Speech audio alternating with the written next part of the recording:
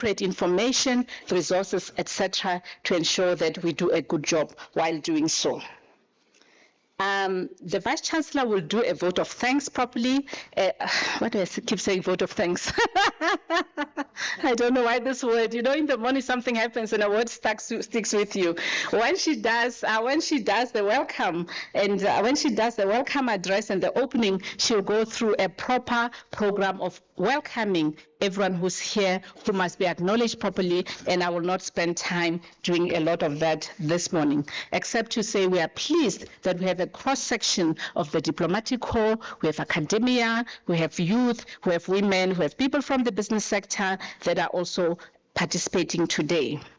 The Department of International Relations and Cooperation itself today is represented by Mr. Mguni, who will speak on behalf of DIRCO. The DG, who is also the Sherpa for South Africa for the G20, unfortunately had to attend an urgent meeting at Cabinet and therefore sends his apologies. Otherwise, he would have been here seated with the Vice Chancellor, but we are pleased that Mr. Mgoni is here to take that place and to give us that message from the Sherpa. On the program, as I said, I have two other co-pilots or co-hosts. I have Mr. Tali Mzezi sitting somewhere. Tali? He's right here. He will moderate the panel discussion, and as I mentioned before, Professor Cheryl Hendricks will moderate the question and answer session later this morning. I don't want to take too much time. It's a long program, and so I will let us to immediately kick off, and I would love to call to the podium our own Vice Chancellor to come and welcome us properly.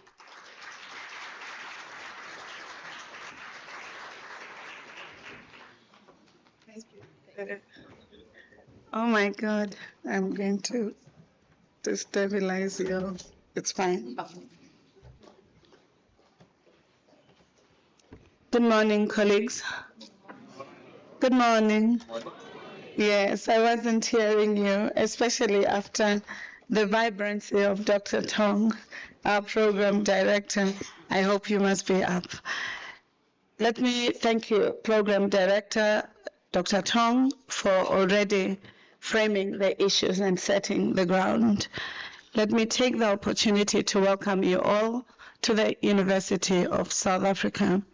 In particular, I'd like to acknowledge the presence of Mr.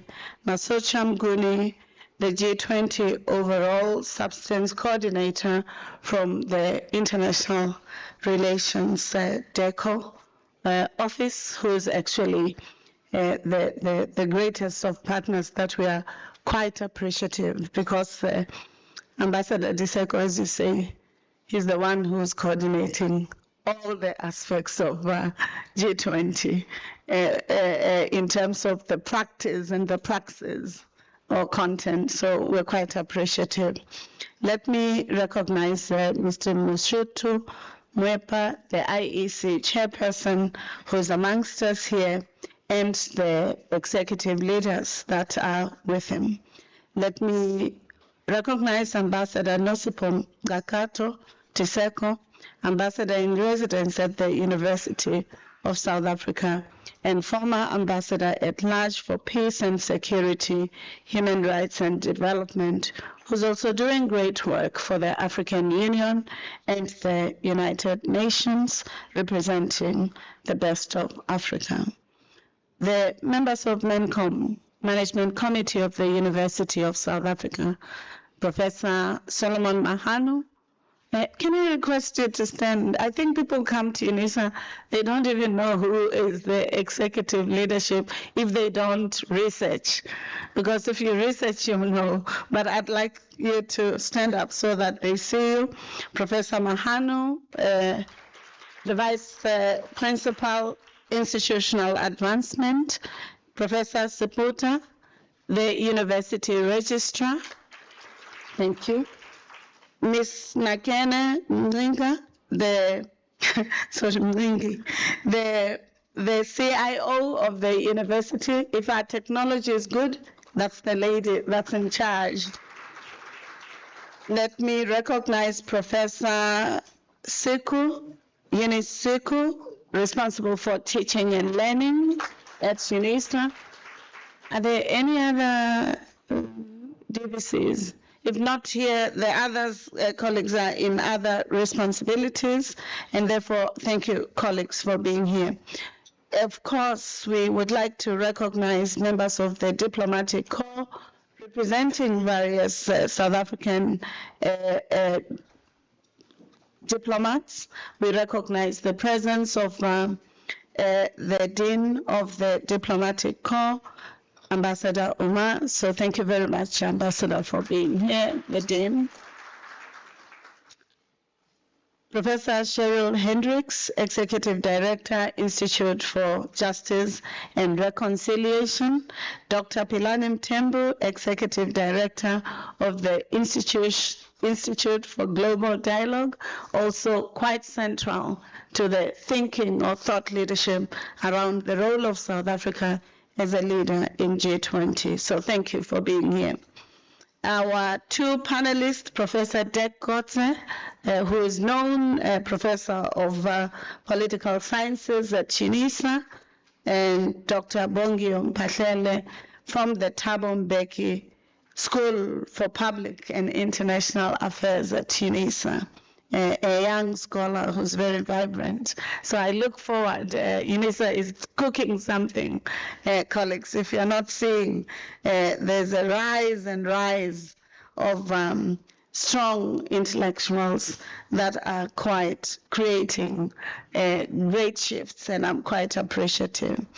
Our moderator, Mr. Tali Muzetzi, Ubuntu Radio, DIRCO, Mr. Mguni, this was the training ground for him, so you should be aware of that contribution. We have the National Student Representative Council. I see their student president, Mr. Nkosinathi Mabilane, who's representing the students and all other student structures of the university. The business community, civil society, political parties, research institutes, institutions of higher learning, various organizations and foundations that have honored our invitation in person, but also virtually. Representatives of various media houses present here, and I recognize the national broadcasters representation. Members of the university communities are staff, academicians, professional, administrative staff, and our esteemed guests present here this morning, distinguished members of the audience, ladies and gentlemen, good morning. I should say, perhaps that should have been the end of my speech. But because this is a diplomatic environment, we are always told that it's important to respect the protocols and not do all protocols. What's that? Yes. So I have recused myself from that practice because I'm told it's quite important. We welcome you to the launch of the G20 Community Engagement Town Hall, which is co-hosted by the University of South Africa and the Department of International Relations and Cooperation. We're quite appreciative that DIRCO has seen us as an important partner in rallying and mobilizing the participation of communities, in being attentive to the diverse communities, sectors, ideation, but also the imagination on what the contribution of South Africa to multilateralism, to questions, the grand questions of our times, on the geopolitical and decisions that have to be undertaken to ensuring that humanity and the planet that we live in are cradling us to thriving. Our strategic collaboration with DIRCO aligns with the importance we attach to being a university that carries the name of the country and that is deeply rooted in the African thought, philosophy, Pan-Africanism, and the idea that we are all human. We're a university that is committed to reclaiming Africa's intellectual futures into the next 150 years and beyond. We take very seriously our location in the nation's capital, which hosts most of the diplomatic missions, as well as being located in 26 regions and in 130 countries' footprint. That's where our students are in the world. And therefore, the G20 and multilateralism, or the role of South Africa as a partner in the thinking, in the practice of humanizing cultures, of creating environments for engagement, is quite central to how we envision and how we articulate our teaching and learning, research, and engaged scholarship. And therefore, we are pleased to see several embassies represented here this morning. We are a university born on the continent which has global reach. By being able to operate in most regions of the world, we must therefore live up to our global character by contributing to thought leadership, to global affairs, and to ensuring that UNISA, as a national treasure with a global reach, is a partner to our government in thinking through our role as the president in the presidency of the G20. South Africa assumed presidency of the G20 from December 2024 to November 2025 under the theme Solidarity, Equality, and Sustainability. At no point could have been a theme such as this central when the bifurcations of societies in the local and global systems are becoming very evident. It is precisely therefore that this important theme is invitational not only to South Africans but to the world around how we rally together to ensuring that solidarity, equality, and sustainability are articulated. It is the first time that the G20 is hosted by an African country. Part of the G20 presidency includes hosting, I thought you'd at least give a round of applause to South Africa. I thought as a pathfinder like UNISA, it's very important to acknowledge when you make historical transformations to systems that often would not have taken seriously our contribution. So can I repeat? It is the first time that the G20 is hosted by an African country. I'm very appreciative. Part of the G20 presidency includes hosting a summit of heads of states, which is scheduled to take place on 30th November 2025 in Cape Town. Dr. Philani Mthembu, who will deliver the vote of thanks today, is the Executive Director of Institute for Global Dialogue, which is associated with our university. We congratulate the IGD for being appointed as one of the 3 think tanks to coordinate the Think 20 South Africa. It could not have been a better organization than the IGD, precisely because it was founded by the first democratic president to actually engender intellectual thought, ideation, research as important partners to policy and decision-making systems in our country, but also in influencing the world. Dr. Philani Mthembu, congratulations. The other 2 institutions are the South African Institute of International Affairs and the Institute for Pan-African Thought and Conversation at the University of Johannesburg. And we congratulate our colleagues, our sister university, for also being a partner in this important journey. Community engagement is one of the central pillars of any university in the world. For us in South Africa, it's important because it enables us to locate our knowledge in the communities through which we would like to impact through our science, our research, our knowledge, and therefore the collaboration with DIRCO is one example of how communities in international relations become important partners in the community engagement town halls, which will reach the provinces of our country, but also our continent. Because for us as UNISA, we don't just think of our local context, as we have this rich, including centers in Ethiopia, presence in Eritrea, in the UK, in the US, and elsewhere. So it's very important that you understand that role. The overarching theme has already been discussed, as I've stated, and therefore requires us to emphasize our interconnectedness in addressing the global challenges, but also the need for collective action. Equally important is addressing systemic disparities, promoting social justice on the global scale, mediating the binaries and bifurcations that are experienced all over the world, including through violence, wars, discrimination, prejudice, and economic decisions that alienate others.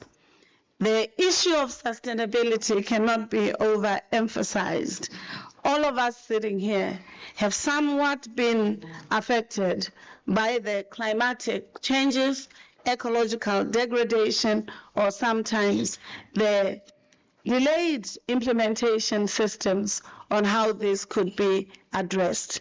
Equally important, integrating economic development, social inclusion, environmental protection for long-term health and sustainability. In the G20 discourse, the logic is integrating economic growth. But if you're a political science scholar or political economy scholar, you know that economic growth is not adequate a measure of economic transformation. And therefore, for us, because we're in a university, we think it will be constructive to also engage on the language, the nomenclatures, the policy positions that will be taken, and to look whether they steer us forward. Finally, colleagues, I will ensure that even though my speech would have been 11 pages, I'm summarizing because I'm excited. No, I'll summarize it, we'll post it, you'll read it. I'm summarizing it because I'm looking forward to the presentations, the discussions, the debates that will be tabled by the speakers. And therefore, I want to conclude by saying the theme of the event today is subsequent provincial community 20 community engagement. Is South Africa in Africa and the world, global governance, peace, justice, human rights, and security. For us, the global system of governance is under tremendous pressure. It is not yet clear if the next country that should take over the G20 presidency will even attend the summit. That's one of the critical questions, but I know that the diplomat, for us as scholars, it's a point of engagement. For you, the diplomats, I know it's a sensitive question. So I think we're going to engage in a balanced approach where diplomacy is asserted and yet where scholarship is also not compromised. That's a complex dialogue, but it is necessary because we are in a university. South Africa's presidency, therefore, takes place at the time when there are multiple contestations, serious contestations, when there are shifts in the geopolitical space. And sometimes it's difficult to predict what type of world these contestations will lead to. South Africa, and indeed the world, is still experiencing socio-economic challenges that seem to have been exacerbated or heightened by the last few months. For us as UNISA, we have lost some financial assistance that we would have had to ensuring that the YALI program, which is the Young African Leadership Program that was supported by USAID, which allowed UNISA to have a footprint and to engage with young people in the continent, has been derailed. What have we done about it? We have rallied around the resources of our university but also our society, to ensure that such important agenda is not lost only because donations are not coming or partnership support is not available. The right to equality and much cherished principle of diversity, equality, and inclusion is being done away with in many countries. We gloss over justice questions. Sometimes we are not attentive to even the successes that the diplomacy would have gained in how we define, for instance, genocide, how we define peace and security, how we see the value or the humanity of others, and equally the human rights that are required to being affirmed. And therefore, it's quite important that this G20 meeting that our country will be hosting will start through this message of solidarity, of equality, and of sustainability, bring this humanizing principle into the center. The Kenyan proverb says, peace is costly, but it is worth the expense. Peace is costly, but it is worth the expense. And I think this is precisely because in the logic of Ubuntu, we cannot be human if others are not human. We are inextricably bound to our ecology, and therefore if we don't take care of our ecology and its sustainability, we will grapple with climatic changes. And therefore, what are the decisions that we make, whether economic, environmental, social, political, and others? Finally, the opportunity for the G20 presidency is to leverage for South Africa and the continent towards ensuring that the global solutions are not inattentive of the pursuit of meaning, of being human in a world, including in a world that's digitizing and sometimes alienating the cognitive but also intentional participation of others. What is the role of participation in democracy, in multilateral systems? How do we ensure that the multiple voices sing together and find convergence, and where they are contesting each other, it is with dignity and not marginalizing others? How do we ensure that access to education contributes significantly to the sustainable development goals that are at the center of our thinking around multilateralism?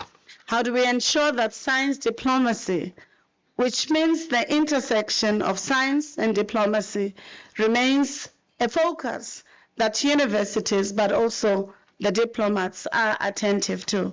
As we discuss the ideas of economic diplomacy, do we see the relevance of science as an important arena of diplomacy?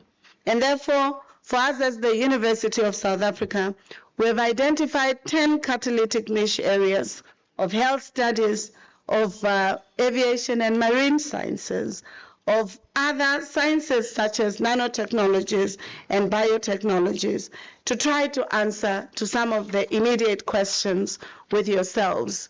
We see the realm and the role of artificial intelligence in the digitization systems, machine learning, and associated technologies. Will the G20 look into some of this, particularly if we take into cognizance that many of these digital developments, whether as tools, as software, as devices, are generally owned by the countries in the global north and perhaps China and Korea? What does that mean for the world and for accessing these tools for peace, for justice, for solidarity and sustainability? Thank you very much, colleagues. I hope that the colleagues who will be engaging in the discussions will be able to help us to understand some of these issues, including the socio-economic, political, climatic, digital, educational, and energy or environmental and minerals aspects and trade and investment aspects of the G20 and their implications. Just 2 weeks ago, we have learned new things around our biotic resources, our natural resources, and the decisions that other countries are making. What do this mean? And what does diplomacy have to do about them? These are the questions that we hope Ambassador DIRCO, your respondents, the Sherpa, Mr. Mguni, after your engagements with the scholar, will go back and go deeper to dig the archives as we imagine the future with you. Thank you. Welcome to UNISA, the University of Leaders, the home of President Mandela, the founding forebear of our democracy in South Africa. So is the case with the current presidency and the Chancellor of the University of South Africa, His Excellency President Mbeki. But I'm sure all of you who are leaders here, if you have not registered with UNISA, you'd have missed out. So even you ambassadors, one module will be quite interesting on how to locate yourself in the continent of Africa. All the best. Welcome to UNISA. Enjoy yourselves. Be at home. Know that all of us from UNISA are willing and able to support you in any way that you'd like. I'm told that the washrooms are on the right side, if you did not know, for all of us. Also, if you want to get your coffee or tea, please don't feel uncomfortable. Here at home, meaning in the African continent, we break bread together as a testament of our interconnectedness, and that tea is part of that conversation. Welcome.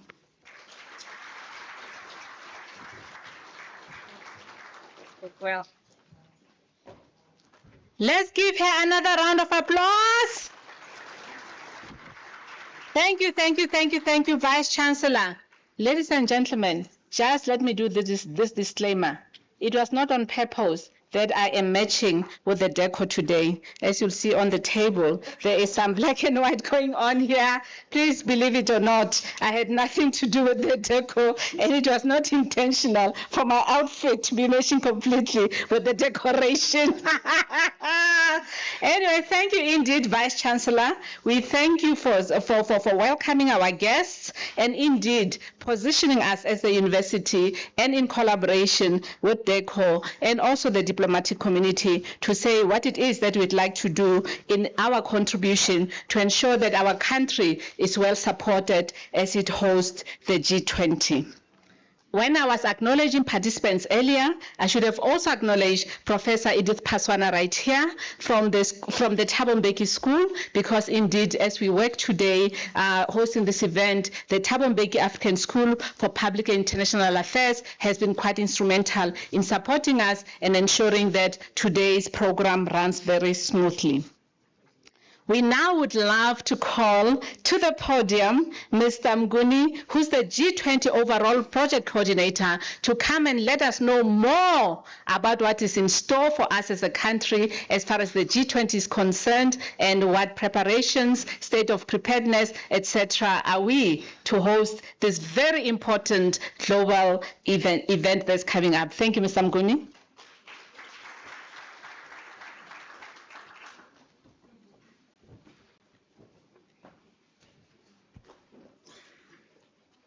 Thank you very much, Program Facilitator, Ms. Maureen Tong, the Director for Special Projects and International Relations in the Office of the VC. Good morning, colleagues. As has been said, my name is Masocha Mguni. I'm the Director at DIRCO, responsible amongst others for the G20, where I serve as the overall project coordinator in the Sherpa track. It has been said by the VC that there are two tracks, the Sherpa track and the finance track. So I coordinate our substance work in the Sherpa track. Something, of course, which I will talk about. It was indicated that our G20 Sherpa, also Director General Mr. Zain Tango, would have loved to be here to deliver this statement, but due to an urgent cabinet meeting currently taking place, he unfortunately could not be with us. The Vice Chancellor, Professor Puleng Debankula.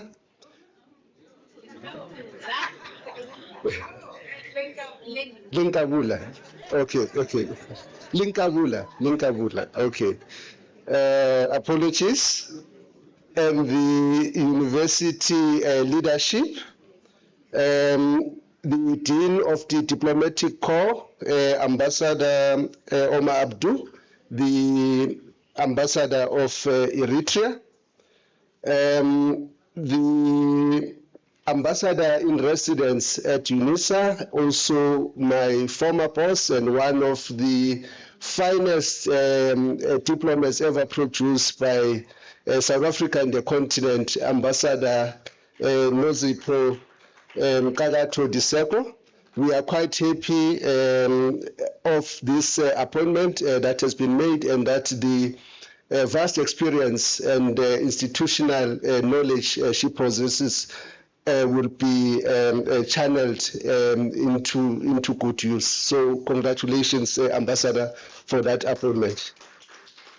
Distinguished panelists, moderators, members of the Diplomatic Corps, the student community and leadership, distinguished members of the academia, ladies and gentlemen.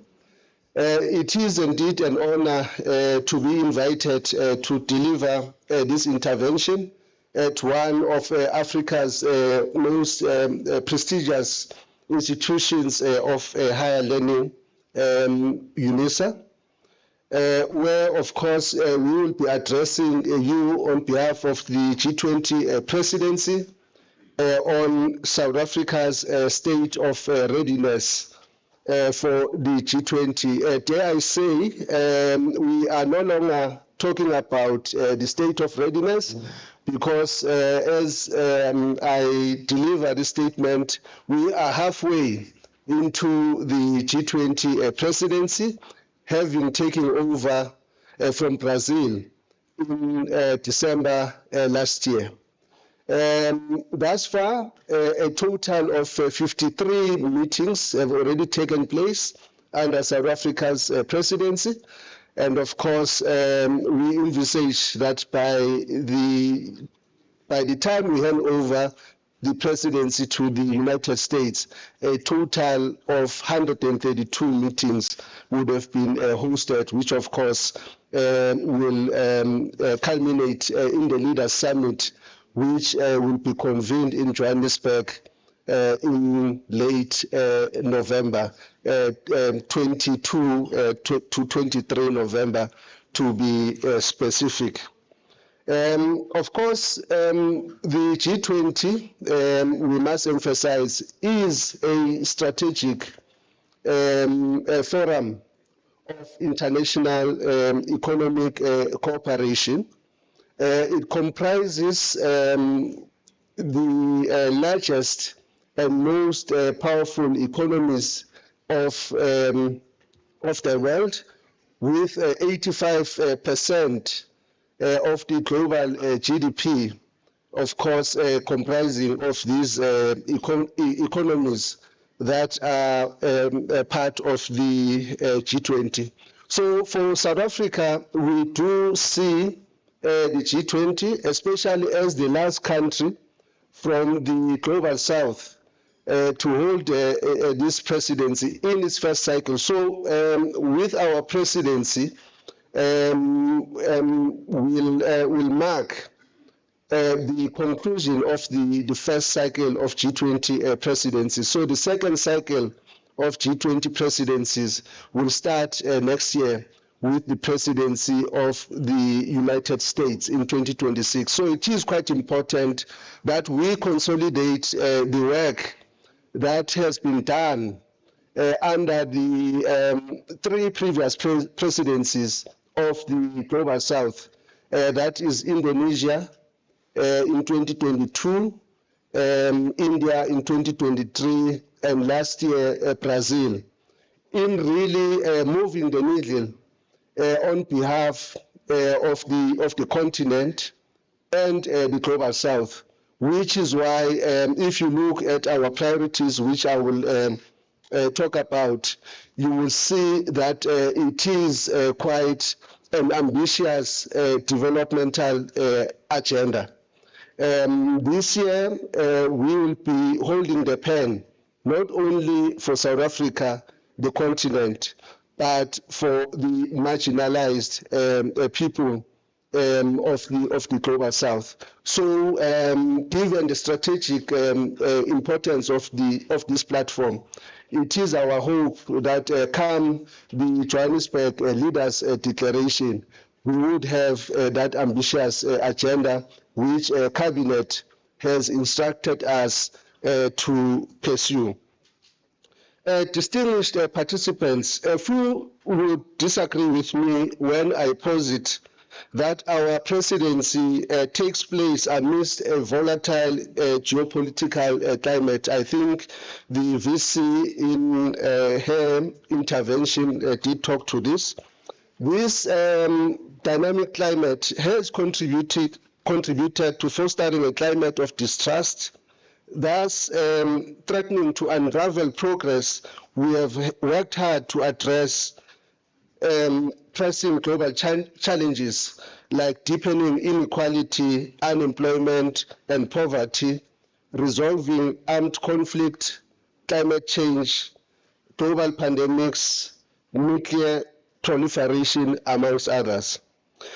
Signs of these divisions can be seen in the ongoing proliferation of trade wars between major economies, the deepening ideological differences, deepening political intolerance, reversal of progress on gender equality, diversity, equity, and inclusion, as well as the continuation of active wars in no less than 3 continents in the world, including in the Sudan, Ukraine, and Gaza, amongst others.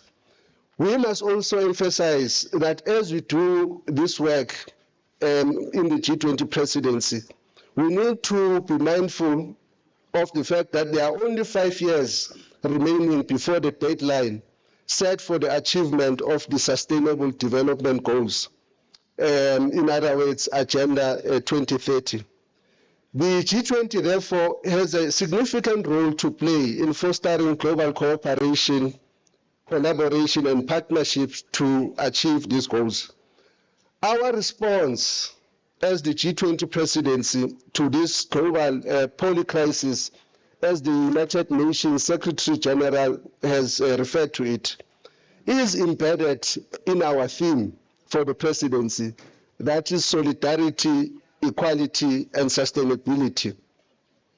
Through recommitting to the principles of solidarity, equality, and sustainability, we emphasize the need for dialogue, multilateralism, and finding common ground to address global challenges. By so doing, we would be staying true to our commitment of leaving no one behind.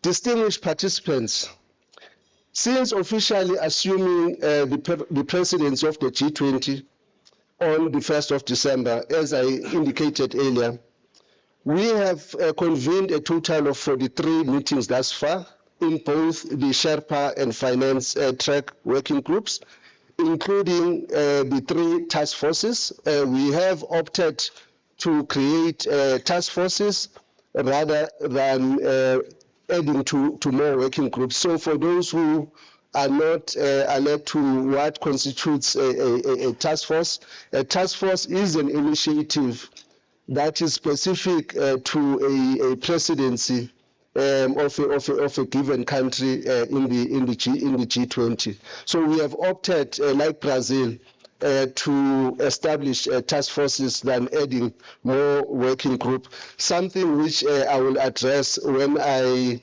talk about one of the flagship legacy projects of South Africa's G20 presidency, which is the G20 at 20 review. I did say that we are the last country in the first cycle of the G20, to hold the presidency. So this presents an opportunity for South Africa to conduct a review of the G20, looking at how the group has fared during its first cycle, including the implementations of commitments that were adopted over the years, what working methods can be improved, and also how we can make the G20 more inclusive. So in addition then to these task forces, the president, when he launched the presidency, put forward 4 priorities that will anchor our work in the G20 presidency. 1, strengthening disaster resilience and response. 2, ensuring debt sustainability for low-income countries. 3, mobilizing finance for a just energy transition. And 4, harnessing critical minerals for inclusive growth and sustainable development. And on this issue of critical minerals, I must say, in the presence of Ambassador DIRCO, who was the co-chair of the panel established by the Secretary General of the United Nations on critical energy transition minerals, or critical minerals, that the work we'll be doing under this 4th priority will be aligned to the report which was produced by that panel in 2024. I think in her intervention, maybe Ambassador will talk more about the work that was done in the panel. I'm not putting you on the spot, Ambassador. Yeah. So in addition then to these 4 priorities, we have established 3 task forces, as I indicated. The first task force, which is, by the way, meeting today as we convene here, is the task force on inclusive economic growth, industrialization, employment, and reduced inequality. The second task force is the task force on food security. And then the third task force is the task force on artificial intelligence, data governance, and innovation for sustainable development.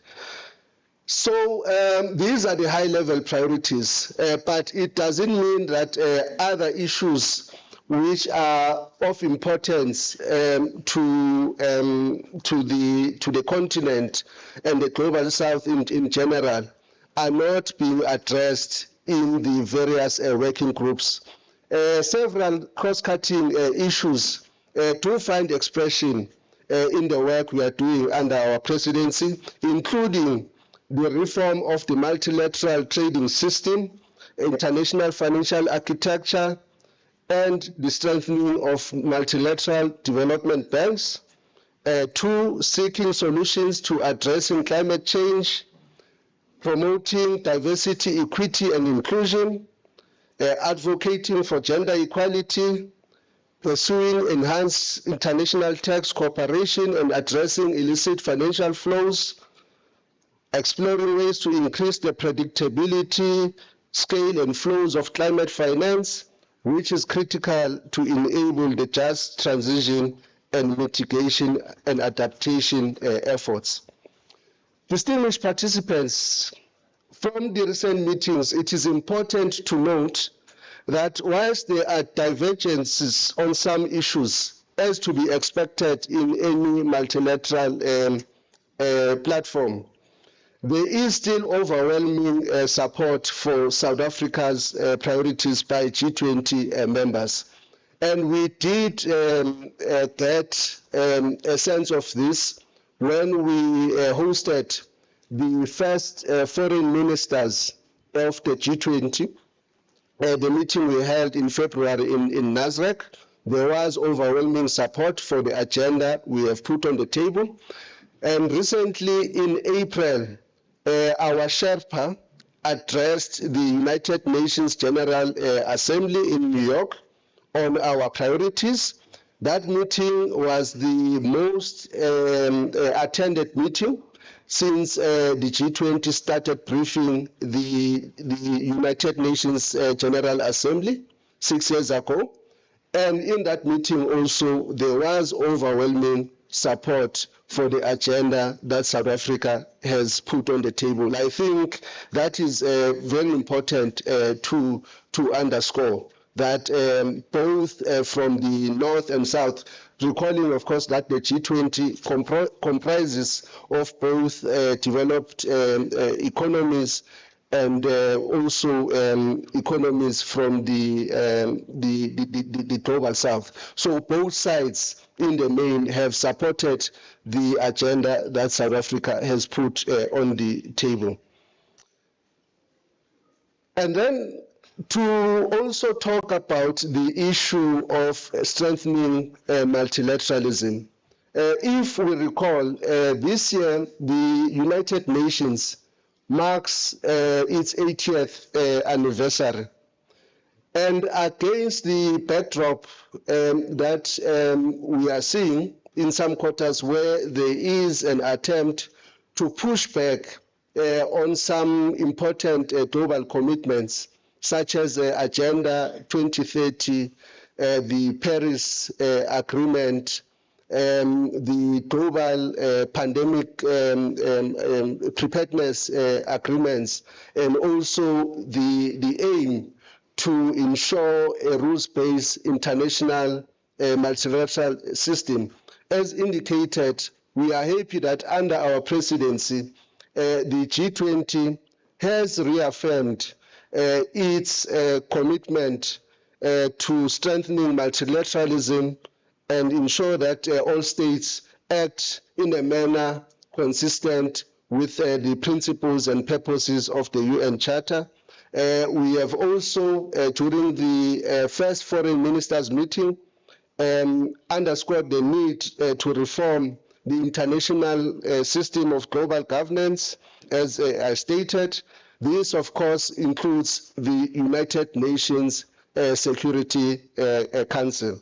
Also, against the backdrop of the ongoing trade wars, so-called, when we convened the second Sherpa meeting in April last month, many delegations in the G20, including South Africa, expressed serious concerns about the resurgence of protectionism and unilateral measures that undermine the multilateral trading system, and reaffirmed, of course, the need to ensure a more fairer trading system that also has to do with the strengthening of the WTO and the dispute resolution mechanism. Let me now address the aspect related to making the G20 more inclusive and people-centered. You would recall that when President Ramaphosa launched the G20 presidency in Cape Town last year, he did indicate that South Africa's G20 will be a people's G20. So, of course, the main vessel of engagement by the grassroots civil society is through the engagement groups of the G20, which have been constituted over the years. I'm happy that under South Africa's presidency, there is a significant cooperation and collaboration between the engagement groups, which includes, of course, formations such as the T20, of which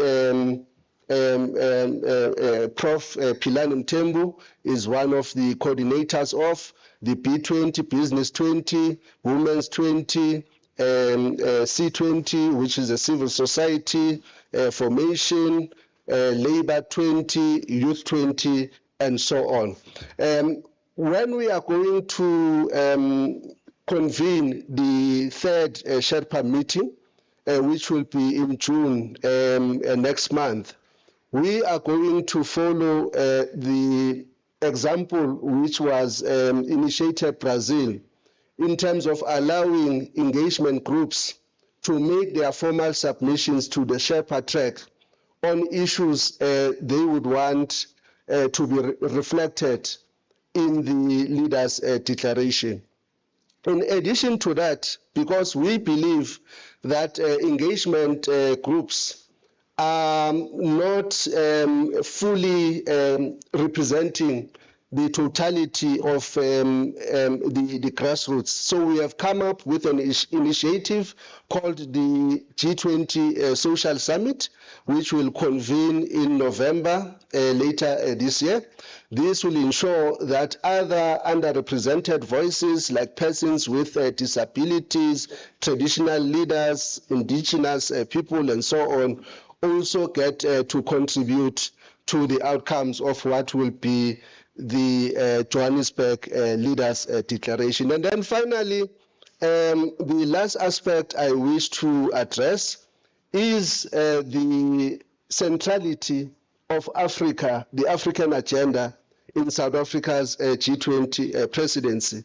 You will recall that at the New Delhi Summit in 2023, the African Union was formally accepted as a member of the G20, thus becoming the 21st member, although of course it's still called the G20.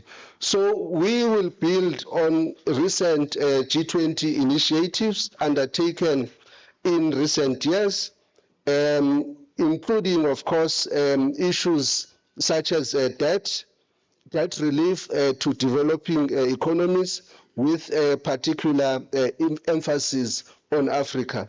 Under our presidency, we will also champion an elevated and broadened compact with Africa, which of course we will launch at a meeting to be held at the home of the African Union in Addis Ababa in July, end of July.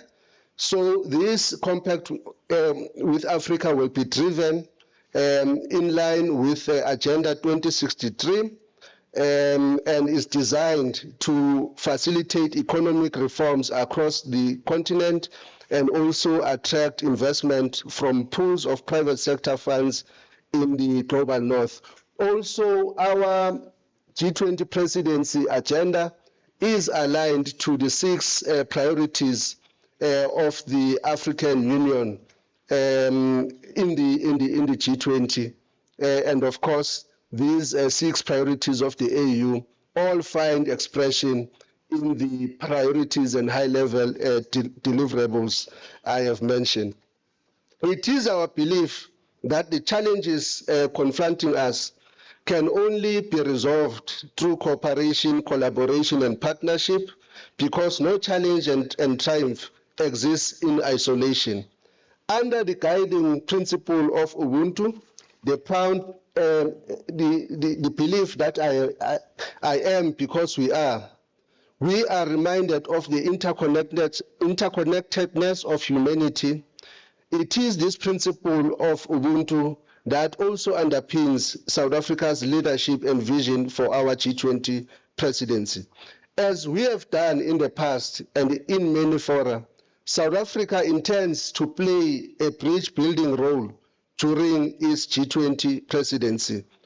Overcoming geopolitical tensions and wide chasms amongst G20 members in order to reach consensus on its priorities and deliverables.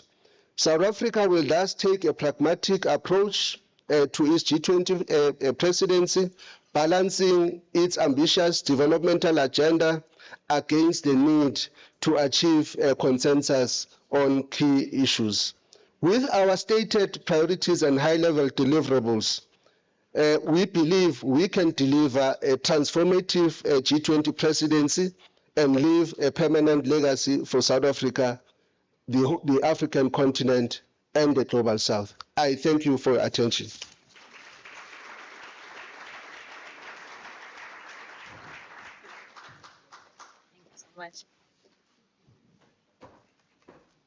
Thank you so much. Thank you so much, Mr. Mnguni. Let's give him another round of applause. That was very detailed. I was taking notes and somewhere my hand got tired and I thought, well, we shall receive the written speech anyway and therefore we'll have the detail that is required. Thank you so much. And ladies and gentlemen, that was really the point for us to sit here and hear directly from the government what has happened so far, what is planned, what is coming, so that as a country and our international community that's with us, that we are able to then ensure, make our contributions and ensure that the G20 South Africa 2025 is a success that it should be. Now, next, we're going to have a panel discussion hosted by my dear brother, I call him that, Tali Munzezi. He started here. I have very fond memories of when I first joined UNISA, and he was the head of UNISA Radio. And when I started the Thabo Mbeki Institute at the time, which has since grown to become the Thabo Mbeki School for Public and International Affairs. And he made sure that as the University of South Africa, the events that we are hosting around Africa Day, around International Women's Day, and all other events were properly covered by the electronic media, etc. And he ensured that we had live, I think it was the first time that as UNISA we have live SABC coverage of our Africa Day lecture. And that has continued through the years. So we are very proud, therefore, as the University of South Africa, that we are able to continue to collaborate with him, even though this time from the platform of DIRCO. Now I'm going to ask you to come to the podium, Mr. Tali, to bring forth the panelists and then to moderate our panel discussion. Thank you.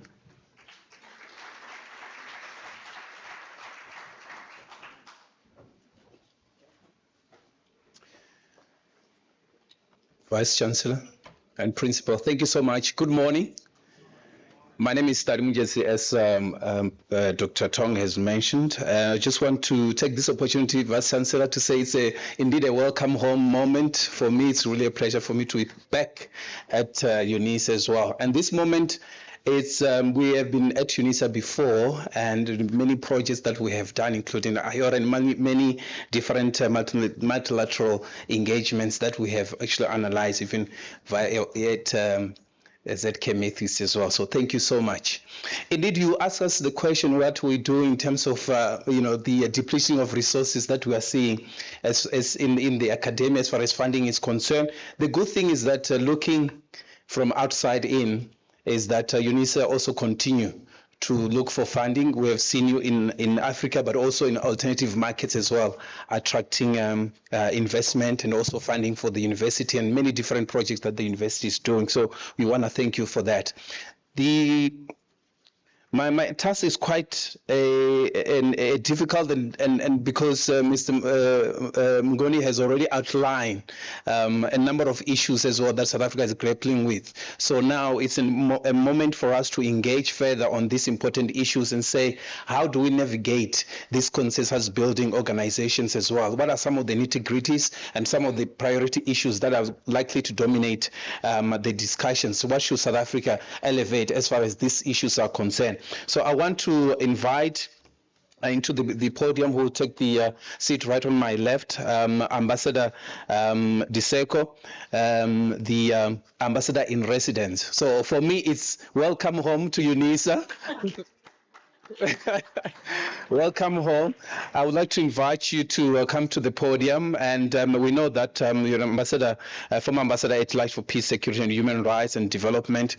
You have represented us in many various platforms as well, as far as representing your country, and we are glad that you continue to do that as well. And thank you so much. I would like to also invite Professor DIRCO. Prof, there's a number of times where we have invited you to avail yourself at Ubuntu Radio, and you have continued to engage us critically on the issues of Africa's engagement and South Africa's engagement with the continent and the globe. So Professor DIRCO, please join us in the floor. Let's give him a round of applause, please.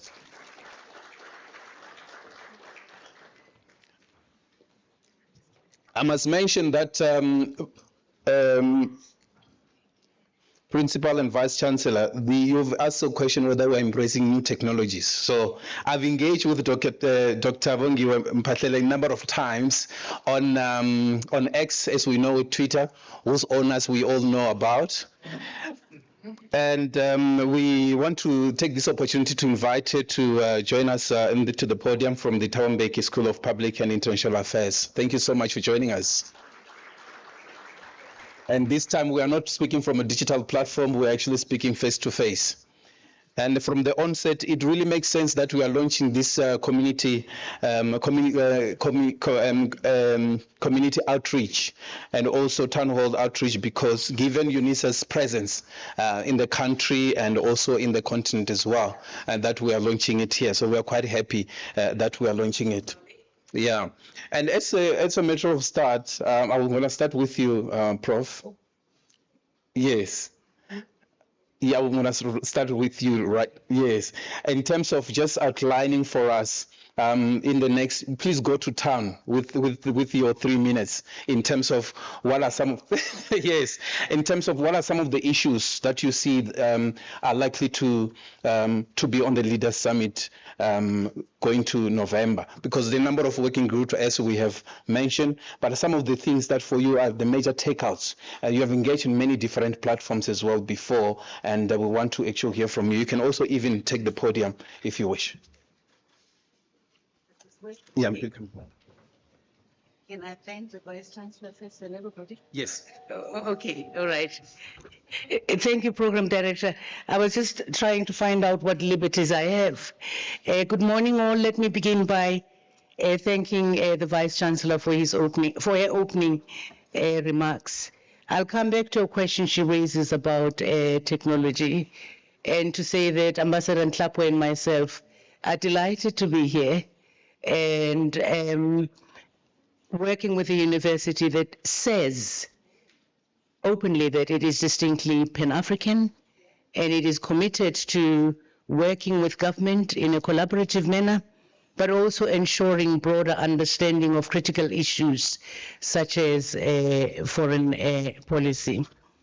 So it's a pleasure to be with you. I know I speak for him, he's not here. We had a little argument between myself and my colleague. Actually, let me say I've come to replace Mr. Tali at UNISA. He's gone to DIRCO. I'm his replacement. we had a little argument, a light-hearted one, where I was drawing to his attention that this is not the first time the G20 is coming to South Africa.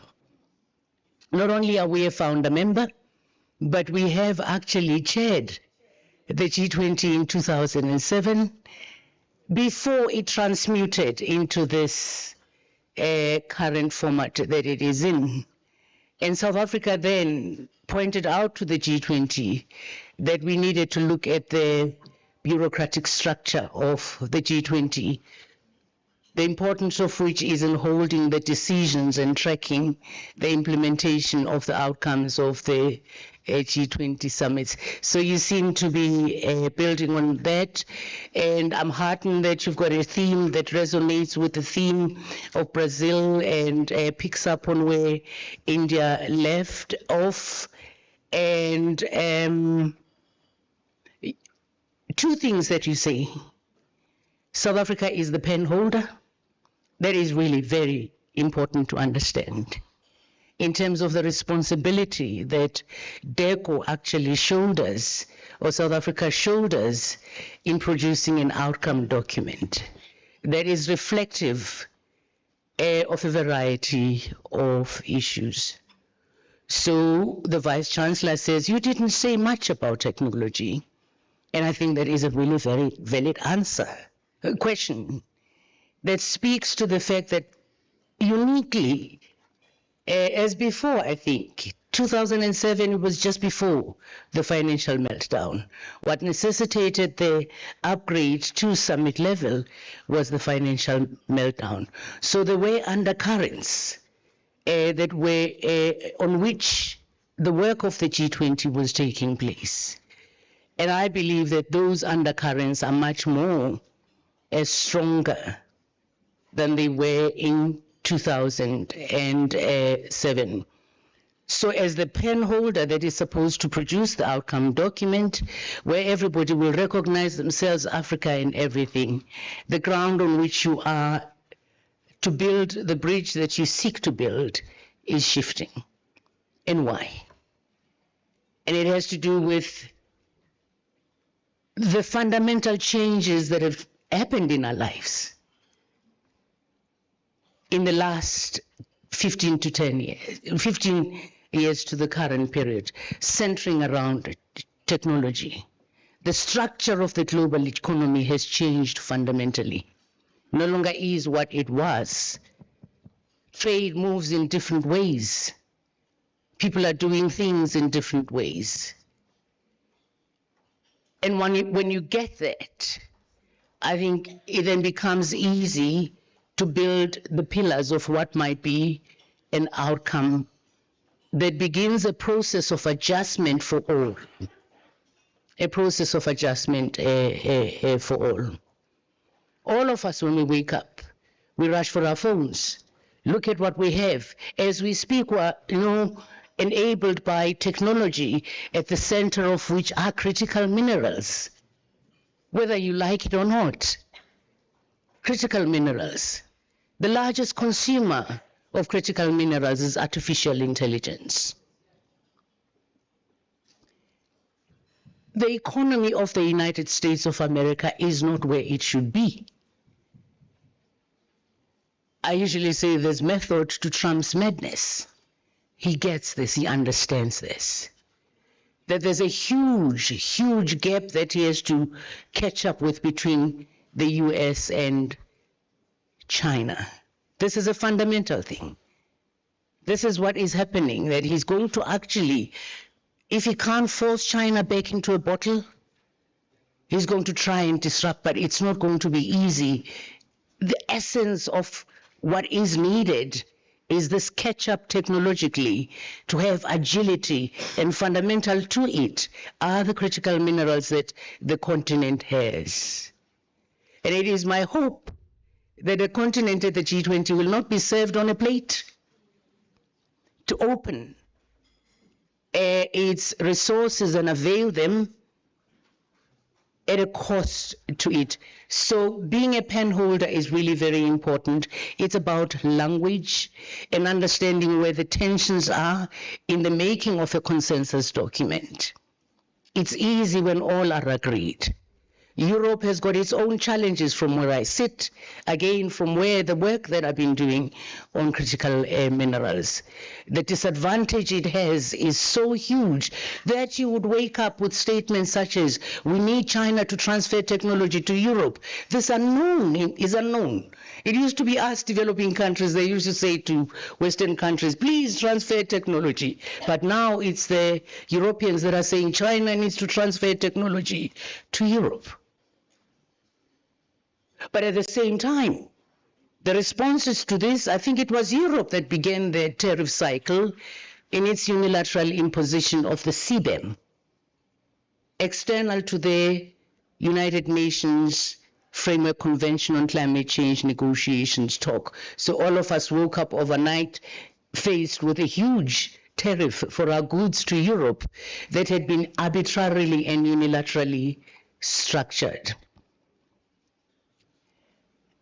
My European counterparts tell me that, Ambassador, we are facing an existential crisis. It's about their survival in the same way that it's about the existential survival of the United States of America. So in relation to the themes, can we expect that the various components of the G20 will work easily with equality? What does equality mean now for the Europeans, or the different elements within the G20, to provide a basis for the pen holder to cohere material that will be part of the outcome document? Solidarity was taken to the extreme by COVID-19, where again the South was struggling to get practical action on vaccines and the patents, and we never got that. What is our understanding of solidarity? What would be the basis of material in this shifting ground that South Africa has to solidify language that will give hope to people? And the last part is sustainability. And I like the way in which India brought back the understanding of sustainability as we have come to know it as entailing the social, economic, and environment, the three pillars of sustainable development. Climate change is external to that and is a regimen that stands on its own. Even on sustainability, the challenges that are based on national socio-economic and security interests. Argentina has its own problems, but it's notable that Argentina is voting against resolutions on sustainable development. Have we understood the shifts in the ground to prepare sufficiently for the negotiations of a successor program to the SDGs or not? So the various interests, South Africa is managing interests of within the G20 of parties that are feeling under extreme pressure and may not be amenable to consensual language that locks them in to a particular space. Not that the outcomes of the G20 are legally binding on all member states, no, but they are norm setting and they're critical in the generation of narrative that is vital for supporting things like multilateralism. So I like the fact that we have a people's G20 external. I'm hoping that it will be configured working with different parties so that we say, okay, even if these leaders fail to say something, we are going to say something about the world and what must happen from the perspective of we, the people. Because after all, as you said, the population, the number of the countries of the G20, especially the developing ones, carry over 50% of the population of the world, and probably over 75% of the population of the poor in the world. So that one, I'm hoping when you conceptualize it, you'll get people from other regions, GRULAG, and you already have a ready-made structure in the ECOSOC of the African Union. For me, I'd like to hear more. And this is where the conversation with academics should be, social actors should be, so that they can actually approach the matter from unearthing the challenges. Because I'll finish on this. The G20 is a plurilateral structure, an intergovernmental structure. South Africa cannot wake up and say, here is an outcome document. No. It's going to have to be negotiated. So that's why you say at the pen holder, language matters. Language matters, and the management, I think, of expectations is really very important. What is the source of this global volatility? It comes from somewhere. And I think when you get that, it might be probably easy to pin the American downs. They are taking over from us. Are they going to change the G20 and reduce it to what it was before, or what? I don't know. I don't care. But I think I care that we have mechanisms that are the basis for continued collaboration on critical issues, where developing countries also have a voice. I'm not quite sure what I said, but I think I should shut up now. Thank you.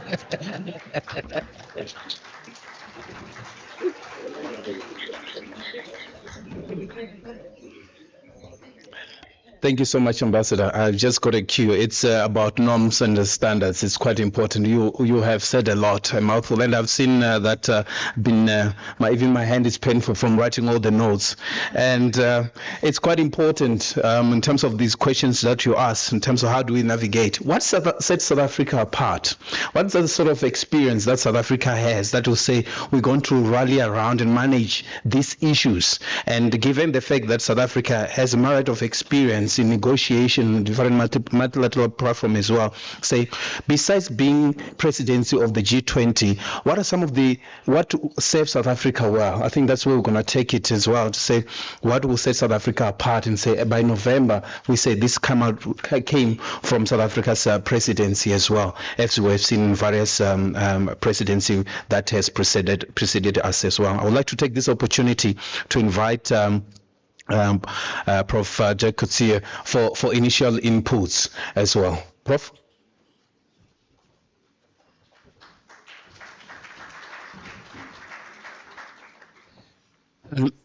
It's almost afternoon. Good morning, colleagues and friends and visitors. I think this is the way to do it, the protocol at the university. We are all colleagues.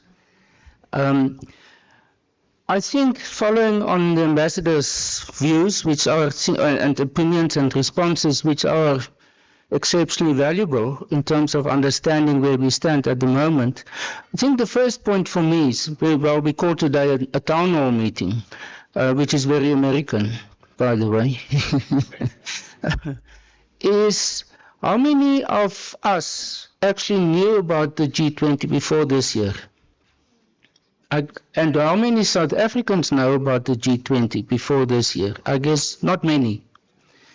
So the question is therefore, and what we have heard already this morning, is what's the difference between the G20 and many of the other big multilateral international organizations like the UN?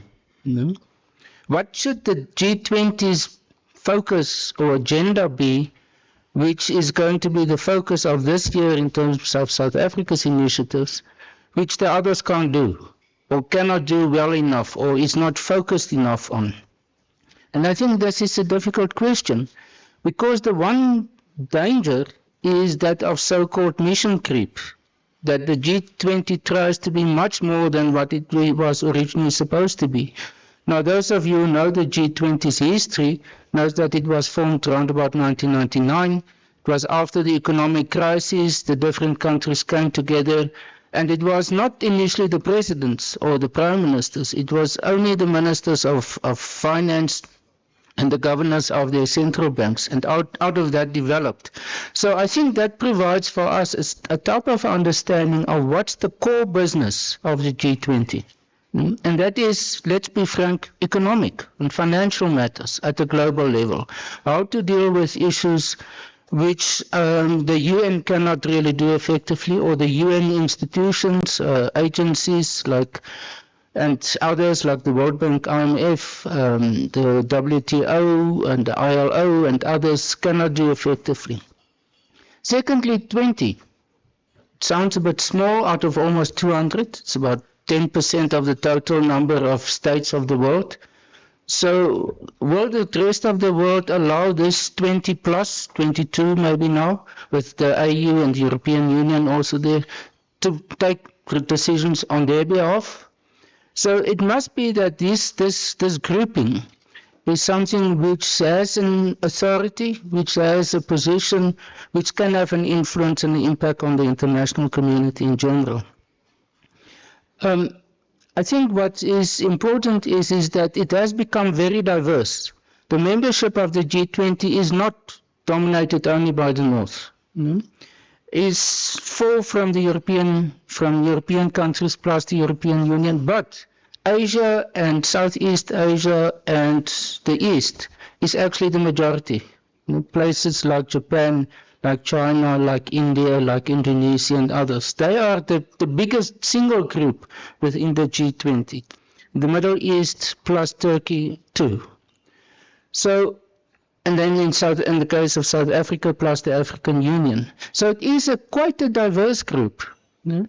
but it is, at the same time, one should say it's not completely, let's say, representative of all the areas.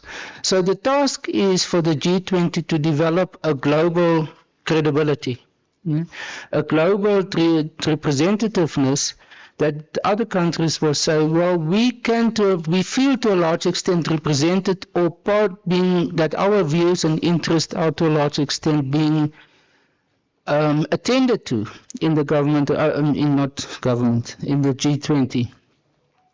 So this is, I would say, some of the points of departure.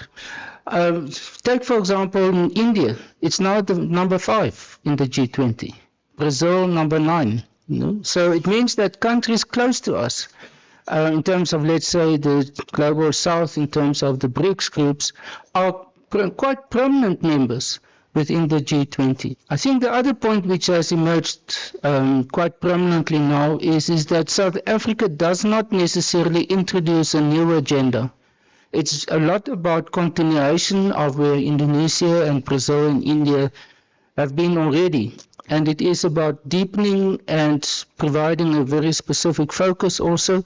And then there's going to be guests. It's not only going to be the 20, so there will be different other countries that will form part of this group that will also will be there and expand actually the sort of the focus of it. Now, the other group that we haven't talked about yet is the G7. The G7 is another group that does a lot of what the G20 can do, but in a more informal way.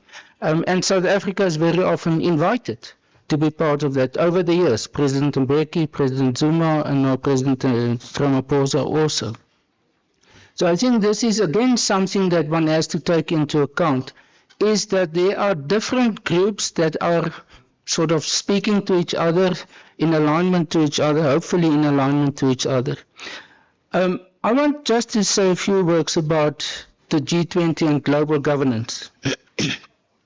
I think what the G20 emphasizes is the principle that South Africa's foreign policy also emphasizes is multilateralism. But that it is necessary to reform the form of multilateralism that exists at the moment.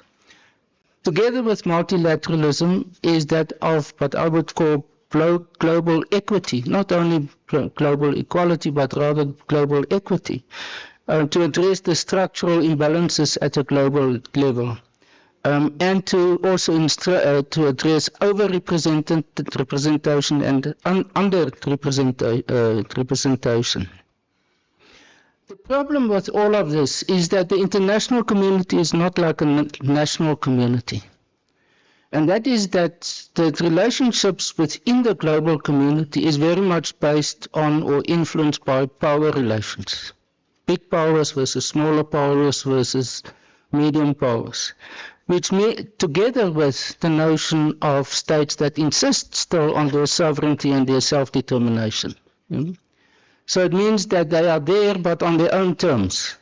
They are not bound by certain common rules or legislation or norms and principles that are enforceable. I think this is the point where the G20 comes in. The G20 is not an organization like the United Nations with headquarters in New York, with a Secretary General, with a big secretariat that can implement.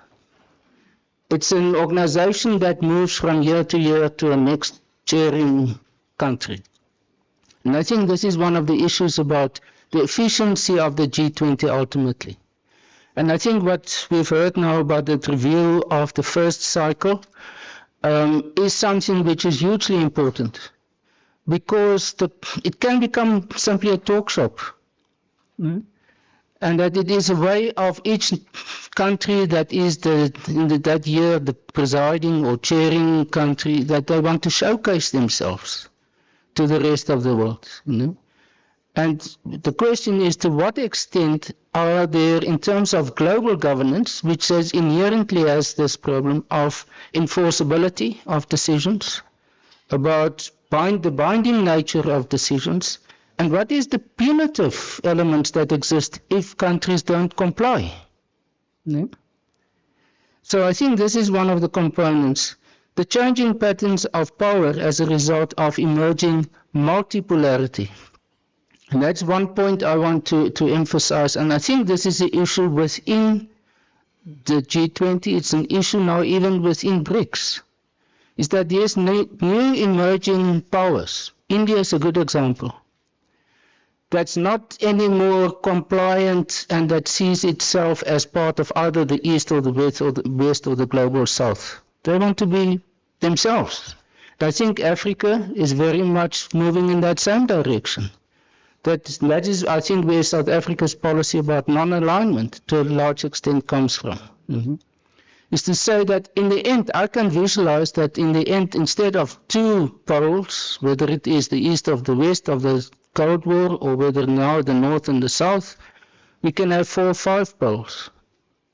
And that will create an interesting interaction between different formations and overlap. Take, for example, India. India is a member of BRICS, but India is also a member of the Quad, together with the US, Japan, and South Korea. So where is India in terms of the polarity? It's very much standing in a sense on its own. And I think these will become part of the challenges of the G20, of how to manage and accommodate these new emergences in the global situation. Maybe my last point, there's many things I really want to talk about, but is the fact that the G20 to a large extent depends on the acceptance of globalization. Some of you who are more coming from the left will challenge this. But what do we see lately is that a global pushback against globalization. Brexit is a good example of that, and others, of saying that we don't want to be part, and that's where the trade wars come from. And I think this is to a large extent also what the position of the US is at the moment. They don't want to be bound by the World Trade Organization, the International Labour Organization, climate change agreements, and so on.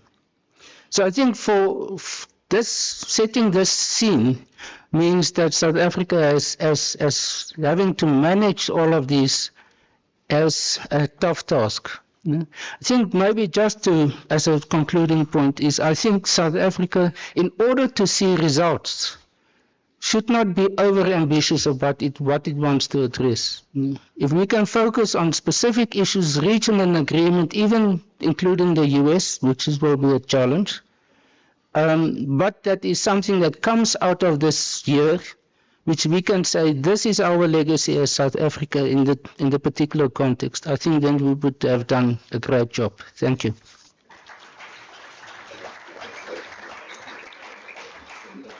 Thank you so much, Prof. I really appreciate your input.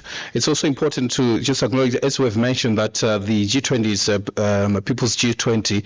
We know that in the coming months, among other events we're going to have, this month is the Women's 20, which the inception meeting takes place later in Cape Town. So I'm happy that the co-chair, Dr. Sindisa, she's here as well. So we are happy that you are also involved in these important meetings as well. Also, we are looking forward to what's going to transpire later on in the month. I want to take this opportunity to invite you, also Dr. Bongiwe Mphatlele, just in terms of your initial input as well. I know that we've taken more, which is giving us more issues to deliberate on, but give us some initial thoughts as well. We can also come to problem. Thank you so much. And I'm thinking I'm calling doctors now. I'm feeling left out, VC.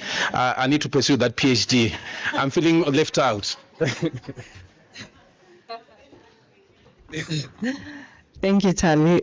By the time you register, I'll be ready to be your supervisor. I want to take this opportunity to greet our very important VC, our principal, our mother. We appreciate you.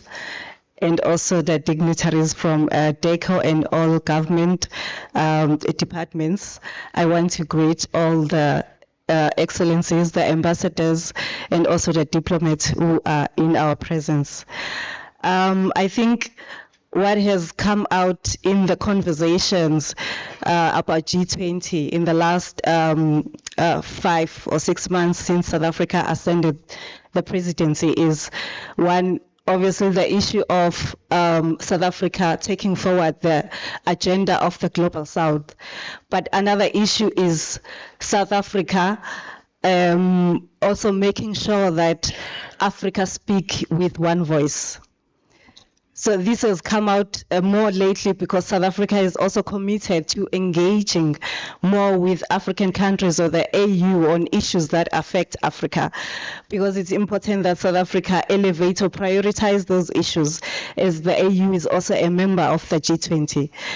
But it's also important for me to highlight that as Africa and South Africa try to speak with one voice, they also should understand that they will have to channel, or they will have to channel an African agency. However, in this African agency, they have to define what this African agency should look like within the changing G20 forum. As you have seen that the G20 is changing, with its key members distancing itself and also showing disinterest in the G20 activities. So this means change is coming. So how does South Africa and the AU channel the African agency within this changing global forum? As well as how do South Africa and Africa assert Africa agency within the changing global order?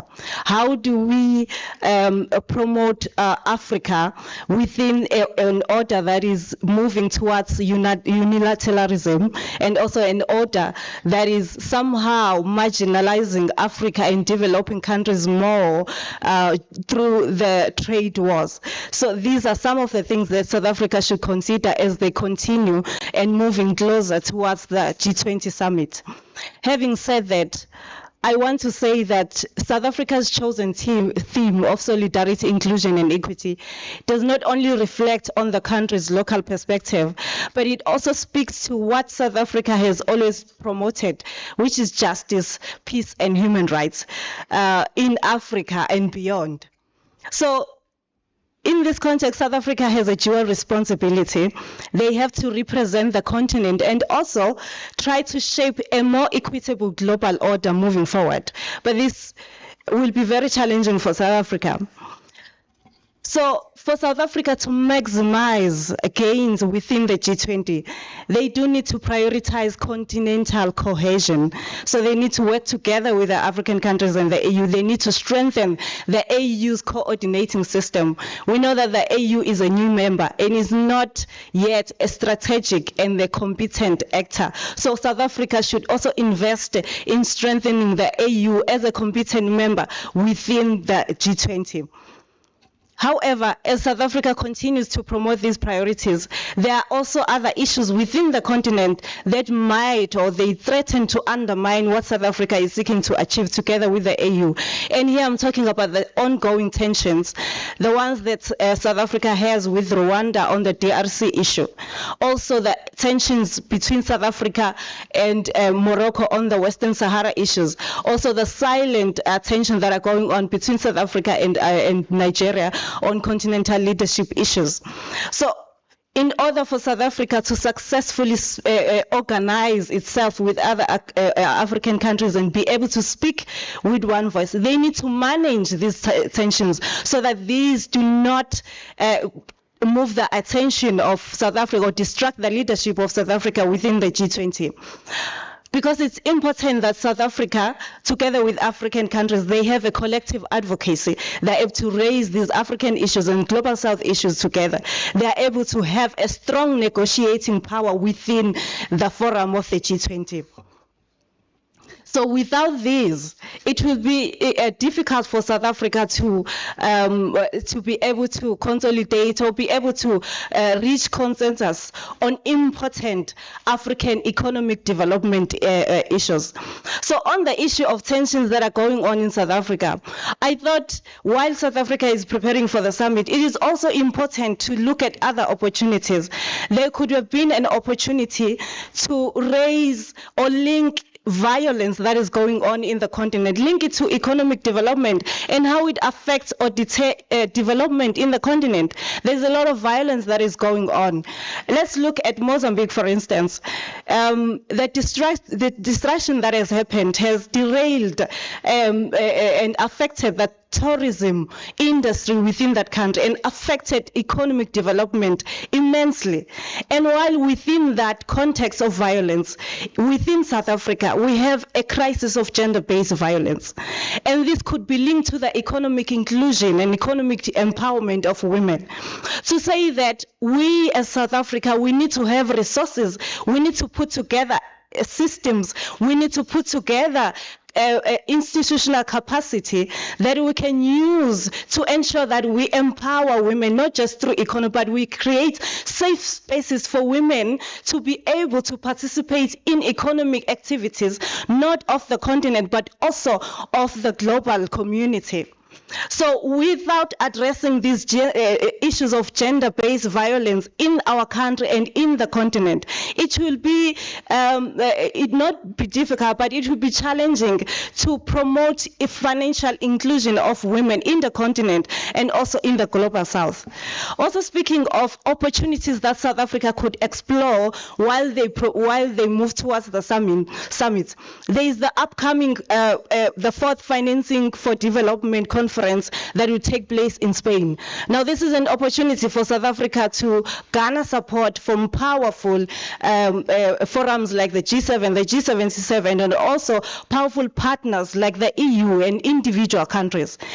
In the absence or in the disinterest of the US, South Africa has an opportunity to strengthen or build new partnerships with the EU, which seems to show appetite on issues like climate change, on issues like energy transition, on issues like international financial system reform. So those are the issues that South Africa should maximize on, because there is appetite within the powerful and also the partners that can support what South Africa is trying to achieve through the G20. Also, women financial inclusion should be promoted at this conference because it's very much important. The gender issue within the G20 should be strong. The message should be strong to say that women need to be supported. Mr. Mnguni spoke about what South Africa is promoting in terms of building resilience. Within the resilience theme, there are so many business women in South Africa who are struggling because they are unable to recover from disasters that come as a result of climate change. So if South Africa is able to promote financial inclusion from that perspective, this will change people, marginalized groups within South Africa, the women who seem to be neglected in the rural villages, the women in the townships who do not participate in these engagements, who are not heard and whose voices seem to be quiet because they don't have platforms where they can express the challenges and the interventions that can be constituted by South Africa. So with this conference coming, I want South Africa to continue to engage the T20, engage different civil societies, and be able to reach and understand what issues that can we promote at this conference that can have an impact on the ordinary South Africans. Moving on to the risk that South Africa should anticipate moving towards the summit is the issue that has been mentioned by the ambassador. Anticipate what it will look like to hand over to the United States of America. How is South Africa preparing for this? And should there be, should United States of America decide not to take over, how are they going to make sure that there is a smooth transition and also make sure that the legacy of South Africa that they're trying to promote, the issues of equality, the issues of inclusion and sustainability, how are they going to make sure those issues do not die off after they hand over to the next presidency? So this is important to consider right now. Start preparing, start negotiating. I know that the president is putting a lot of effort and resources into negotiating and mending relations with our partners in the United States. So also build up on what has been created already, so that we make sure that South Africa, the first African country to host a summit and the first African country to preside over a G20, has this legacy to carry on forward, and it can boost us as we move forward to be able to stand on our own and be able to speak with one voice as Africa. I'm going to stand. Okay, just lastly, I want to say that as we are taking this to the people, I want us to consider the marginalized group that I've mentioned, the people in the villages and the people in the townships. Let's make sure there is representation, and let's make sure that their voices are heard. Thank you.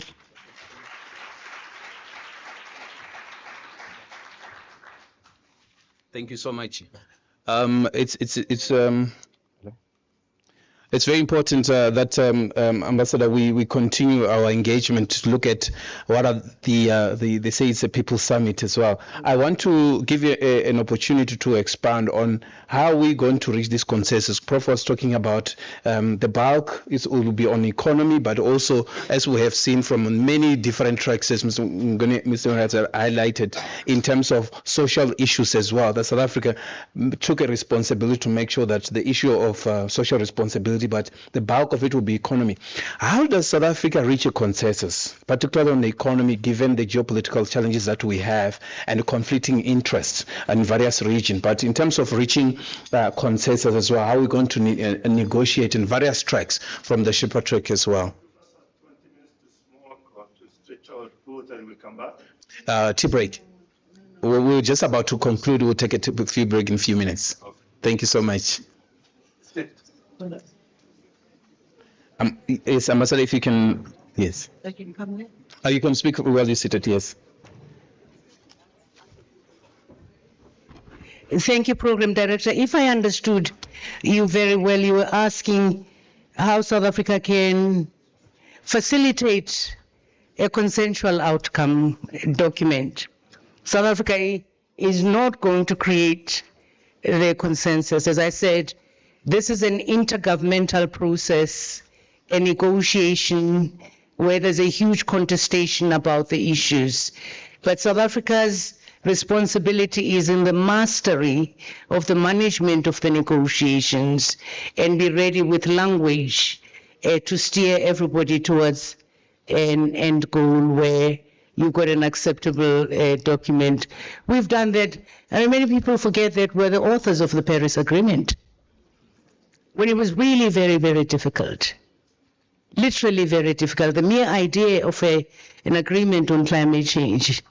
So we had to apply our minds. One, the US didn't want to have any agreement at all.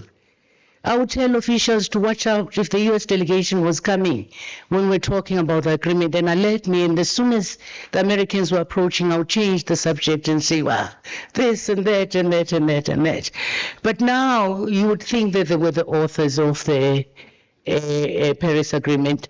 And the trick here is in the style with which South Africa does things, with magnanimity, that you draw the most difficult parties and make them responsible for the success of the endeavor or the enterprise.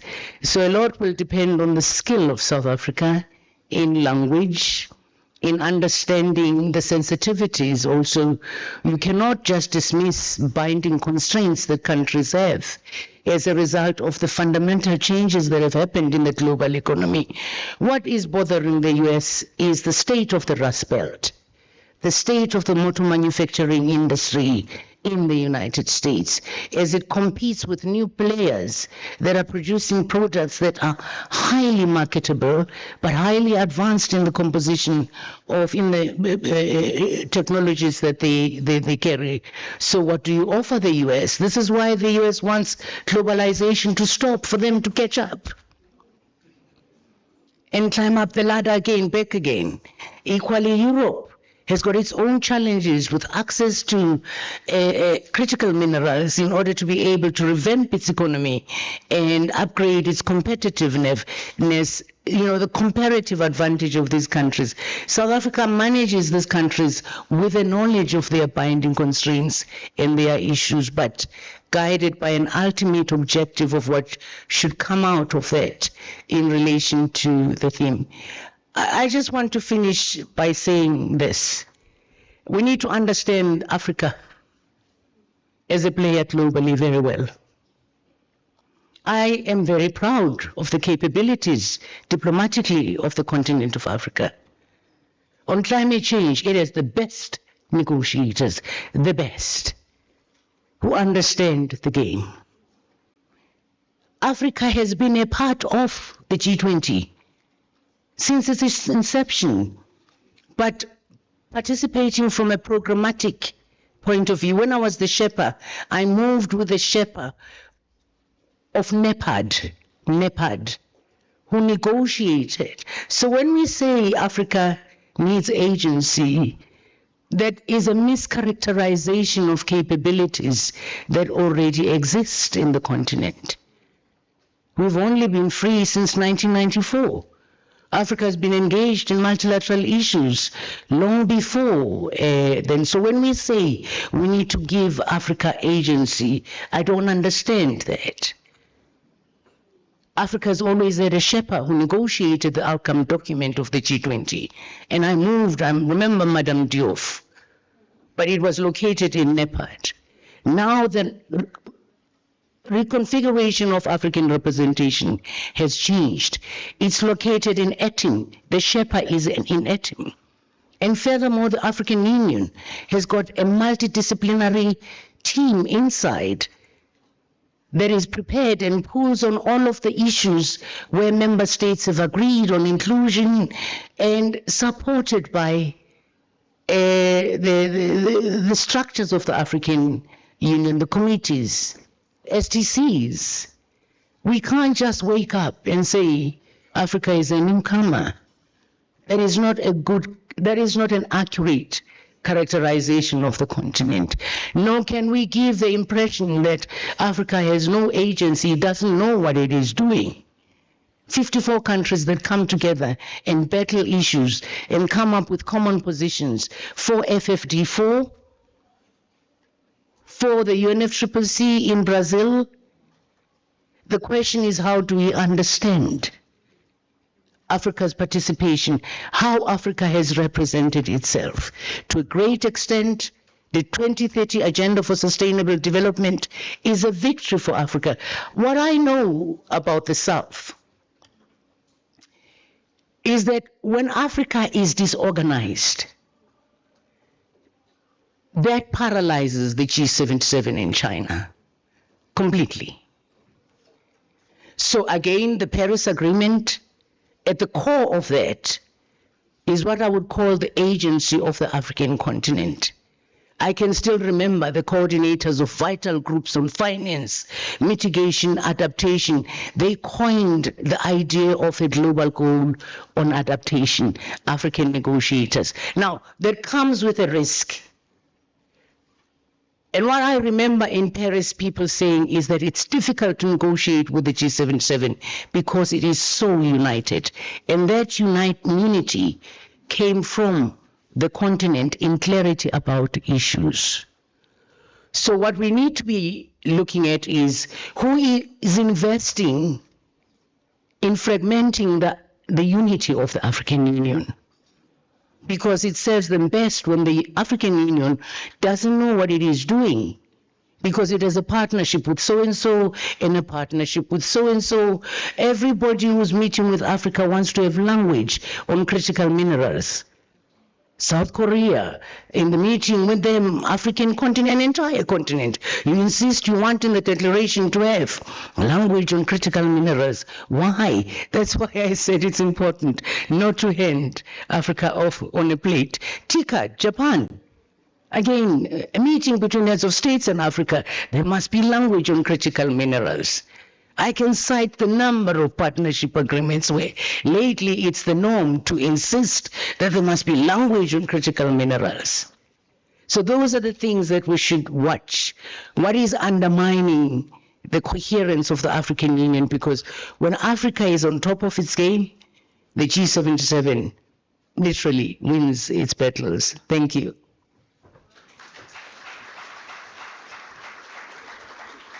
Thank you so much, Prof. I know that, Prof. Andrews, you will have your work cut out in your next session as well. And I'm quite happy that in terms of your session, we'll be able to even take questions, and also we'll have an opportunity for the panelists to also engage further on these nuances as well that are coming up as well. So thank you so much, Ambassador, for that. Prof, just in terms of concluding, just because you are fine, we will take the further discussions as well. I want to take this opportunity because of time, and with your permission, Your Excellency, we want to take that important tea break, and then we will resume. But I want to call upon the podium Dr.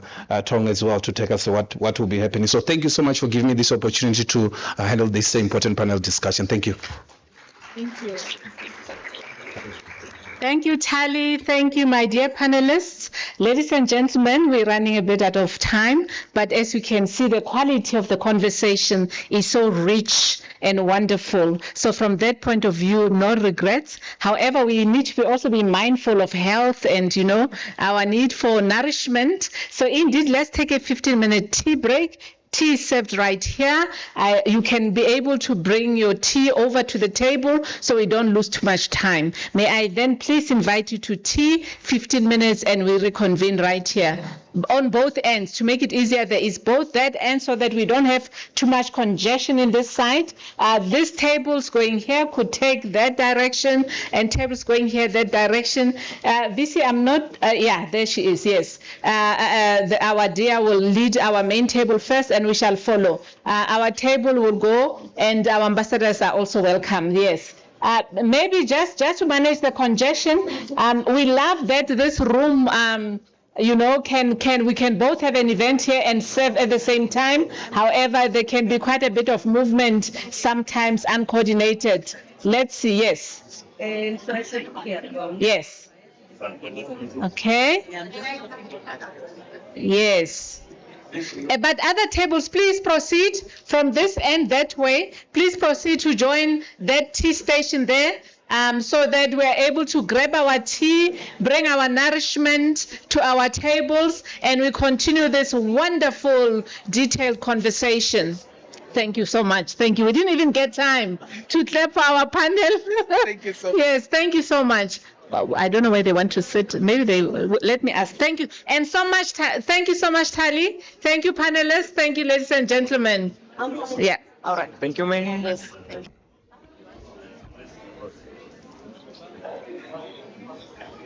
Thank you.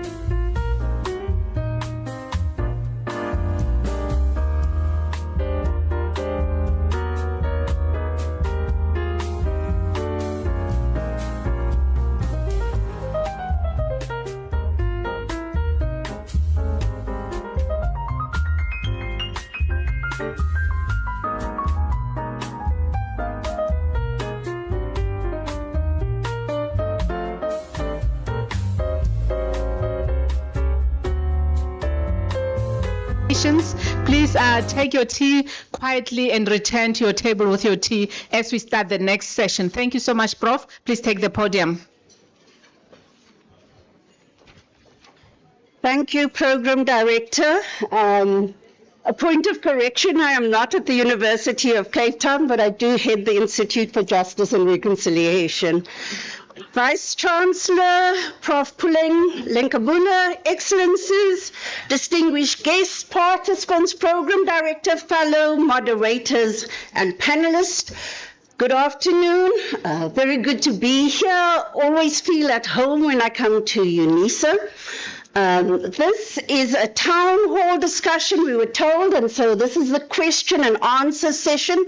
We listened to the welcome remarks, we listened to the Sherpa indicating what South Africa's priorities are, and we listened to inputs from our panelists.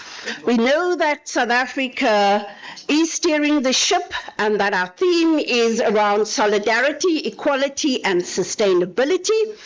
That we are here because we want to develop key strategies on how to effectively engage this new geopolitical order and the moribundness of our multilateral institutions. We want to see how we can leverage our presidency this year to push some of the agendas around global governance, reform, peace, justice, human rights, and security. But the director also noted that we are the pen holder for all marginalized people, and that is a huge responsibility. It means that whatever we decide on now has to also go, not just for this year, but for a length of time where we can see that we have made a lasting impact. Some of the points coming through in the discussion, Ambassador noted that we lead, that there are all of these undercurrents globally.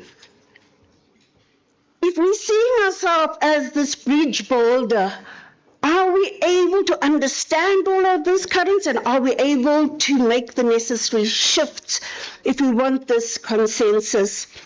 We heard about the exacerbation of our economic woes, our widening inequality, the contestation in the global disorder, rising inter- and interstate conflicts, our debt crisis, but also the larger crisis of the adherence to and utter disrespect for our international norms, and the inability of our collective security institutions to respond effectively to our security crisis, as well as the larger crisis of democracy that we see unfolding.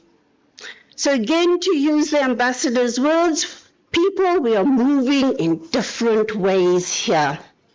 I have to note that the theme for the African Union this year is on justice for Africans through reparations. What is the form of reparations that we want to see? How do we want to pair relations between the North and the South, between colonizer and colonized, and between warring factions, as well as between state and citizens in our country, and between citizens themselves? People spoke about the deepening ideological differences, the backlash against diversity, against inclusion, and against gender equality, as well as the backlash against globalization. How do we confront this?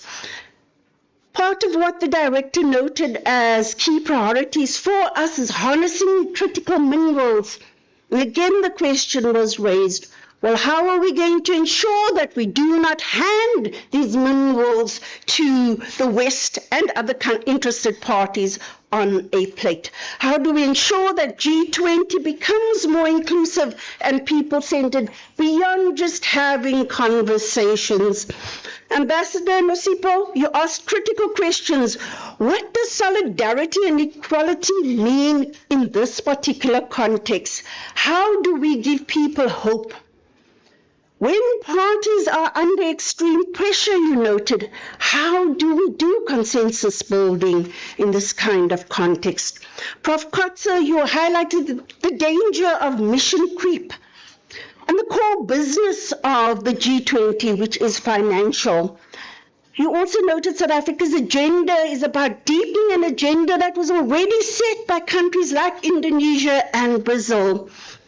But a large part of this agenda is reforming multilateral institutions and global inequity as well as representation. But how do we guard against becoming just another talk shop?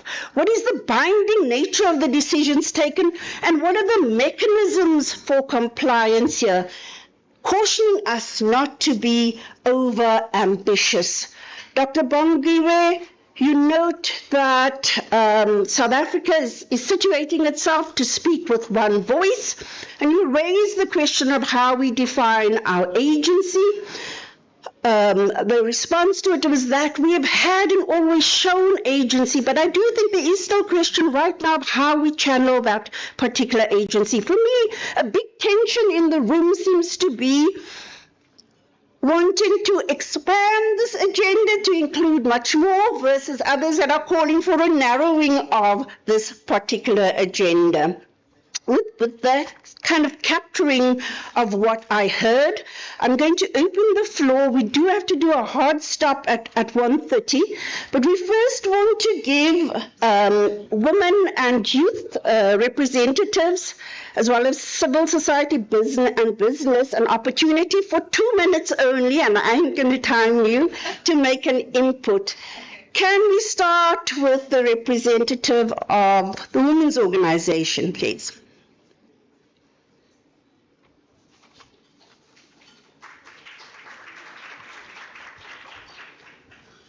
Thank you, Prof. and diplomatic corps that are here, the resident ambassador, our Vice Chancellor. Thank you very much for this opportunity. Our input as W20 is short, sweet, and straight to the point. We had our Global Women Financial Inclusion Summit that took place last week in Sun City. Where we spoke about the issues that our dearest sister from UNISA has actually raised. The critical recommendation that we're coming up with will have a Women's Excellency Center, which is going to be a hub that will actually going to be concentrating on women in leadership and grassroots. For example, Mamzane Lembeki has been driving such a very powerful initiative with the WDB Women's Trust, where she is actually facilitating microfinancing to these women. We can't leave these women on the ground. So if we're talking about the real G20, we need to include them, grassroots, township women, rural women, let's bring them up. And also then we merge it with the venture capitals, women in the stock exchange, business women. Access to finance is one of the most critical things that we've actually seen to women suffering, especially during COVID and post-COVID, and even though the geopolitical issues that we're facing at the moment within the G20.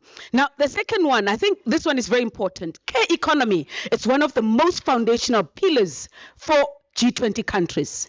If you look at the K-economy, it's going to create 300 million jobs by 2035. So as W20, we are actually driving the narrative of the K-economy so that there is actually a balance between male and female in terms of actually accessing those opportunities. But the infrastructure, the key thing with G20 is the partnership between government and private sector. So that must be clear so that we'll be able to actually achieve the objectives that we're talking about. The second pillar is gender-based violence.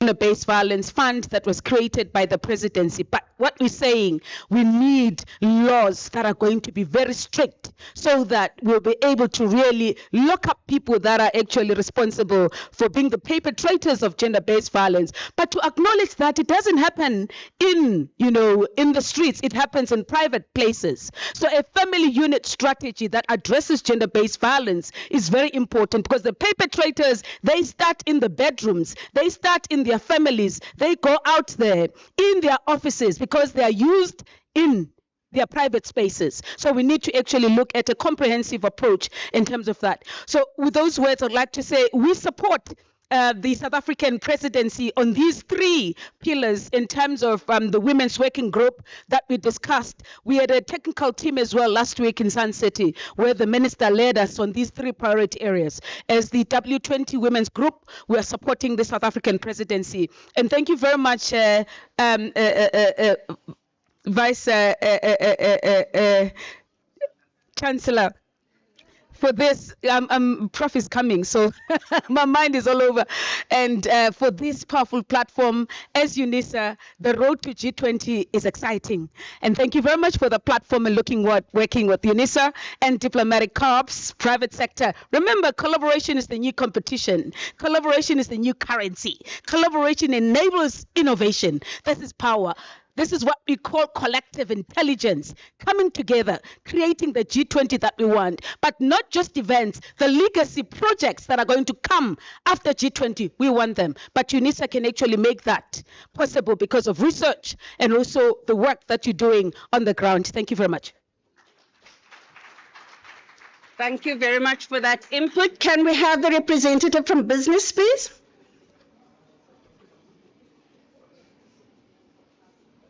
Business?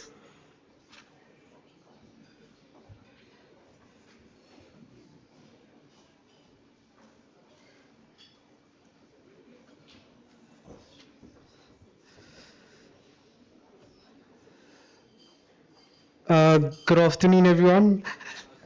Thank you to DIRCO and UNISA for creating the space for grassroots voices to shape South Africa's G20 presidency.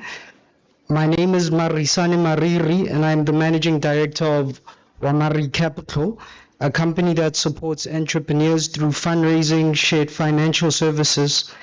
I also serve in leadership roles in MUZ7, a safety and environmental forum in Meadowlands, and the Independent Township Development Forum, which promotes collaborative community governance. I speak today not just from a professional lens, but also as a member of the St. Philip Healing Church, a church led by my father, the Archbishop, which has for decades served as a spiritual healing and development hub in our community.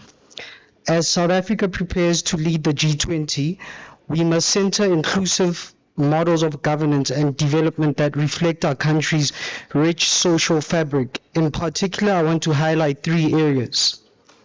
Inclusive economic empowerment as peace building.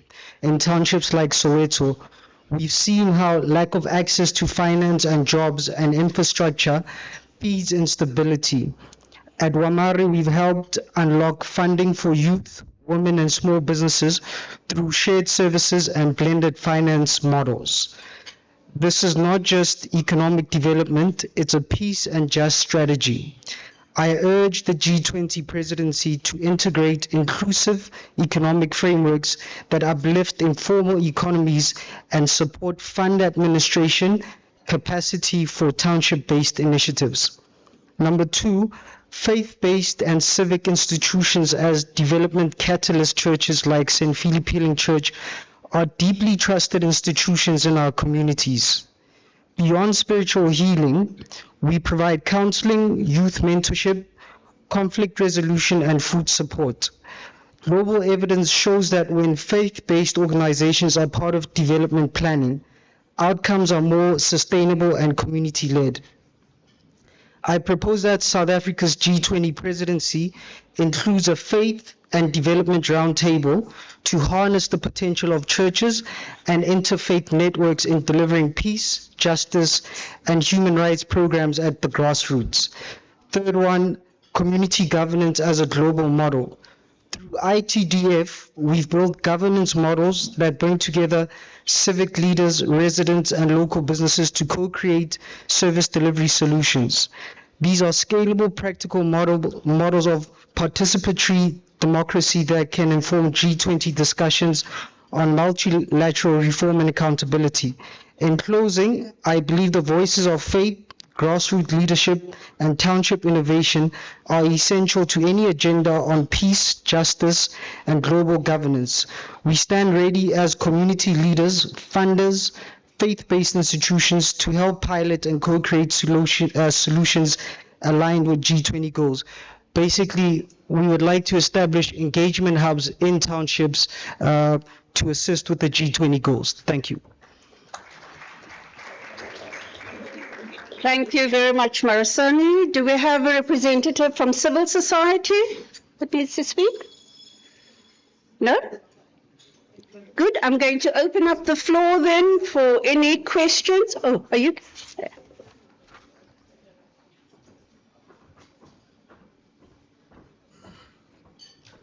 Good morning, all. My name is Fulelo Rampete, and I am from the office of Khosana Koketsoro and civil society based in the traditional leadership space.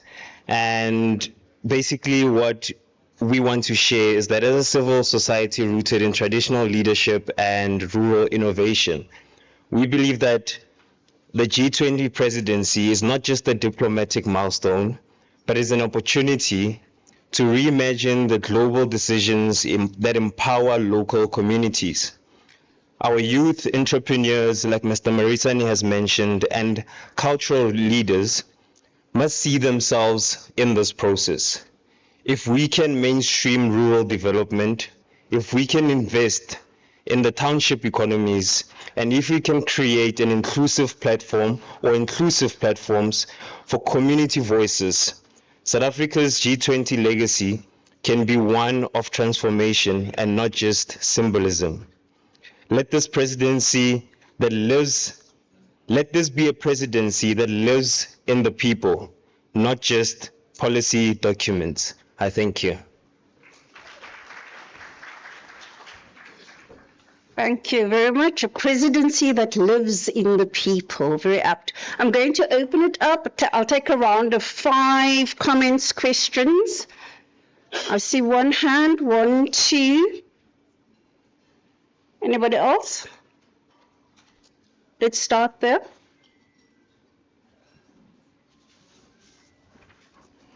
You'll excuse me for not standing, I use crutches.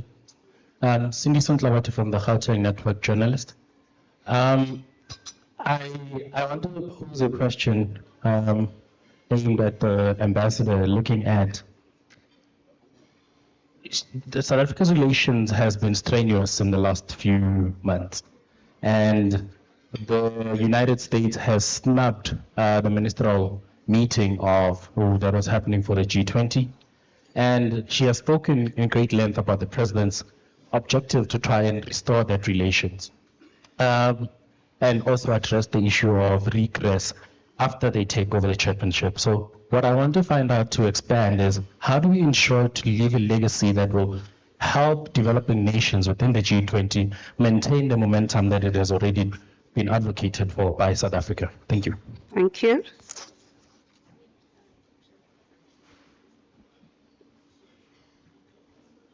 My name is Jack Chokwe from UNISA Press.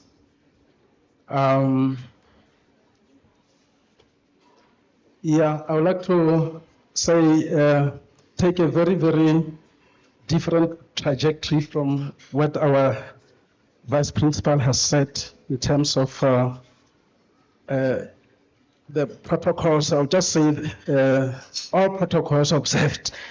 And I also want to make a declaration that I'm a patriotic citizen and I'm not going anywhere soon as a refugee.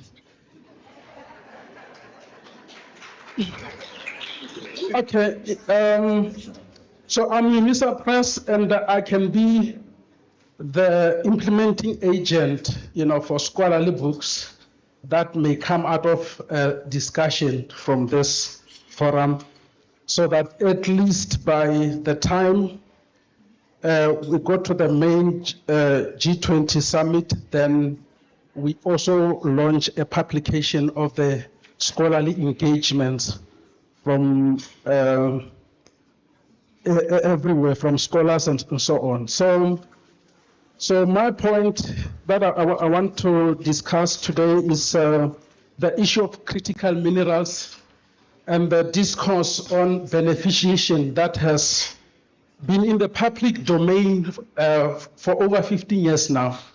And, you know, even the president, I think recently, he talked about the beneficiation of minerals, which is very, very key. We also know that yesterday there's been reports on the unemployment rates in South Africa, which is about 10.3 million unemployed youth and at nearly 33%. So, and beneficiation, it can be something that we do that can unlock job creation in South Africa, where we no longer produce and send raw materials to the West, and then they come back and so on. By so doing, inadvertently exporting jobs elsewhere. So basically, yeah, so my suggestion would be, let's document this event and all the workshops and other road shows that are taking place, and then so that by then we are holding the pen, and we also immediately implement this project. I'm posting this to you, Prof. DIRCO, and IGD. We have recently published a book at UNISA Press with IGD titled The South Africa Confronts the Fourth Industrial Revolution.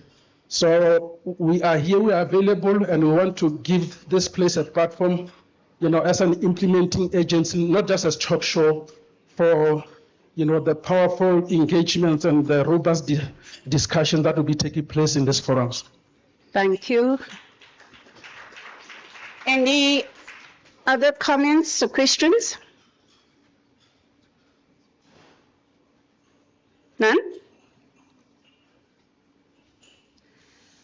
Director, I believe you took note of the inputs from civil society in what they would like to see. An inclusive agenda for women.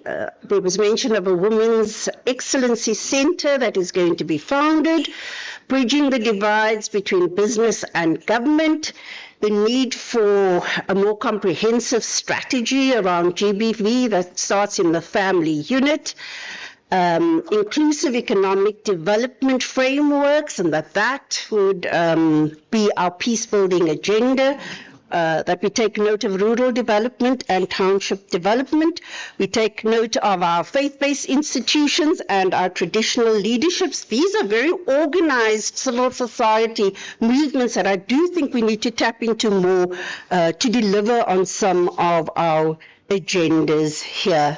And then there was a very specific question that I think is directed at Director and the Ambassador on how to maintain the momentum that we set in South Africa, and UNISA Press mentioning in relation to the Institute for Global Dialogue, the need to document the event, get a book out, and how do we ensure beneficiation.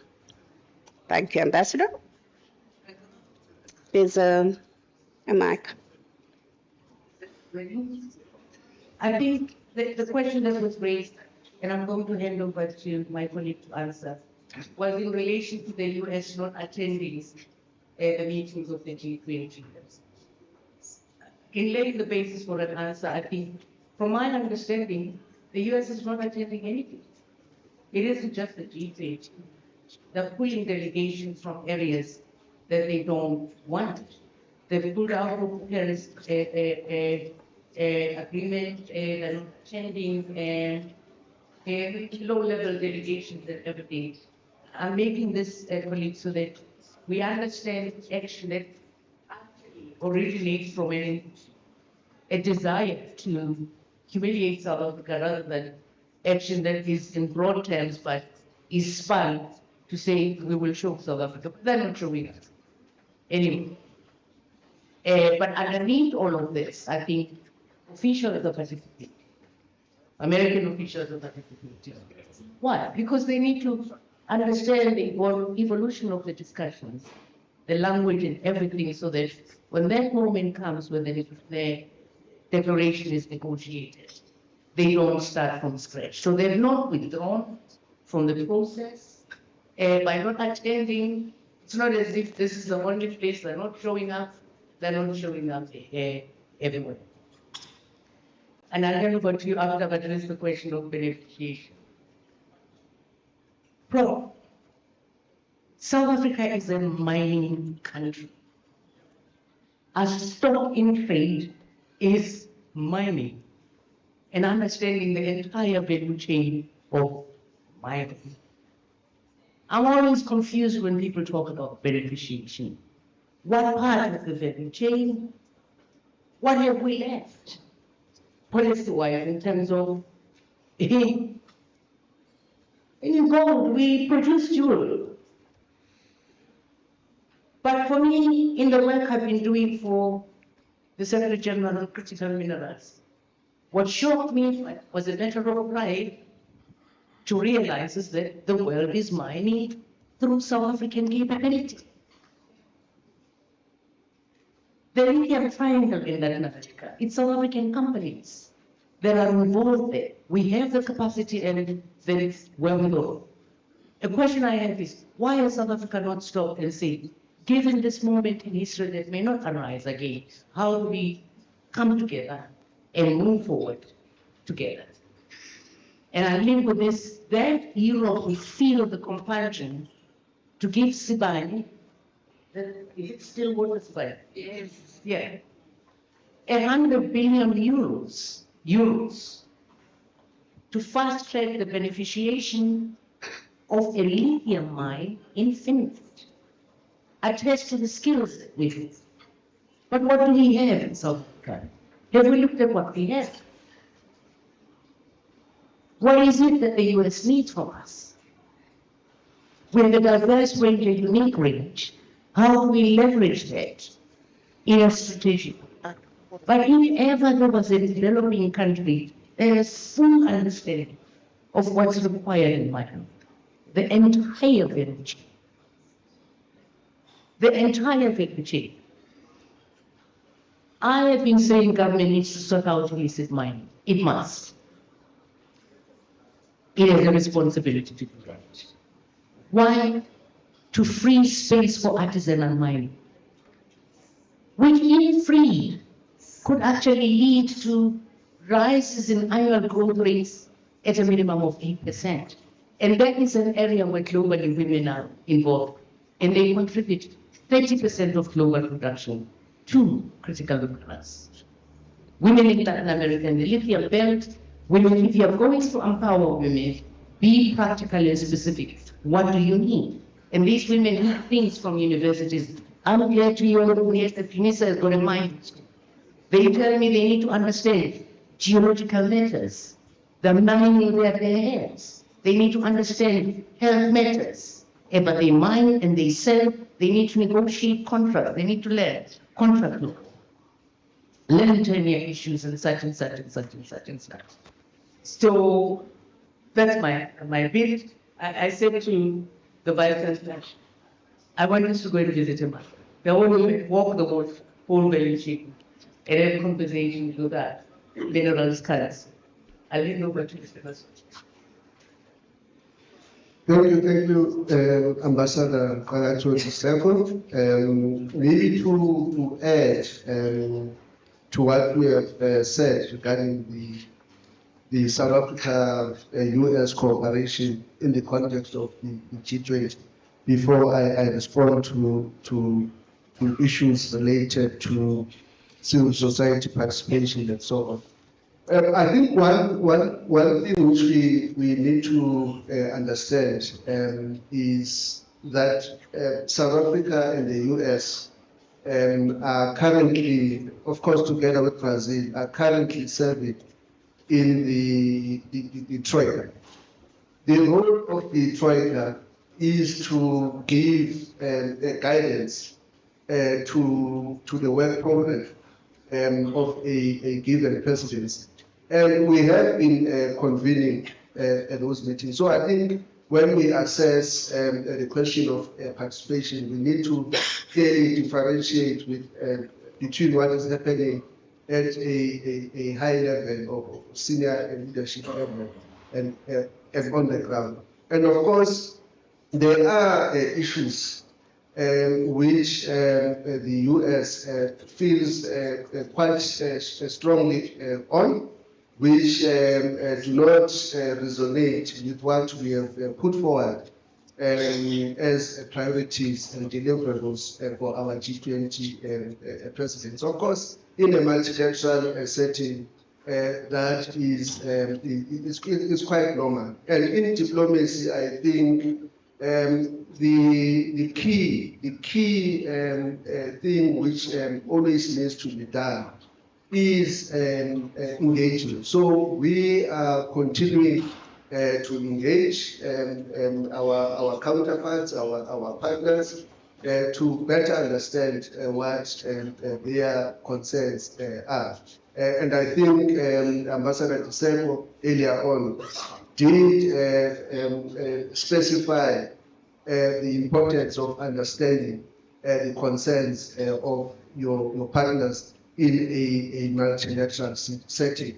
And of course, we will be having the high-level visit by the president in the coming week to the US, and no doubt those issues related to US participation in the G20, including the summit, will be on the table. With regard to the issue of the legacy, I did, of course, in clear terms, specify that ours will be a presidency that will seek to consolidate the developmental agenda that have been pursued by the 3 previous presidencies from the Global South. If you want to even go back to 2020, you can add Saudi Arabia as well as part of that collective. And what type of issues am I talking about? Of course, the theme that we have chosen, I think, give an indication in terms of the content of those issues. We are referring here to questions of debt sustainability, and the question of inequality, women empowerment, questions related to illicit financial flows, international tax cooperation. Of course, linked to that is the question of the wealth tax, which, of course, we supported in the declaration we adopted in Rio last year. So those are the type of issues we will be lobbying for, because the G20 in the main is a strategic site to lobby for progressive policies that can help, of course, advance the agenda of the South. There are 2 dimensions in terms of how countries in the G20 approach the question of policy. The one side, of course, is using the G20 to create a favorable international economic environment for investment and so forth. The other dimension is using the international economy to address some of the societal challenges, such as unemployment, inequality, poverty, and so on. To address then the question related to the civil society making the G20 inclusive, again, to emphasize that when we launched the presidency, we did indicate that our presidency will be inclusive. this also brings the question of a strategic partnership between the presidency itself and civil society, because we do believe that the theme and priorities we have chosen are issues that are also of equal importance for civil society and other grassroots organizations. In instances where we are constrained by the difficulties of chairing and not being able to advance certain issues, I think civil society from the outside can assist us, to push some of those ambitious agendas, which is why we have identified the forthcoming third Sherpa meeting to be held in June in the Northwest next month as an opportunity for the engagement groups and the grassroots to formally submit to the South African presidency a package of issues which they would want the leaders of the G20 to adopt in November later this year. So it is quite an important partnership which we value. On the question of critical minerals, I think Ambassador Katu Diseko fully addressed that question. It's safe to say that this issue, as I indicated earlier, is one of the four main priorities of South Africa's G20 presidency. And the approach we are taking is addressing the question of critical minerals from an additive rather than an extractive point of view, and also the issue of beneficiation at source is one of the key components that inform our work in terms of this priority. Also, of course, the issue of investing in exploration, amongst others. Thank you.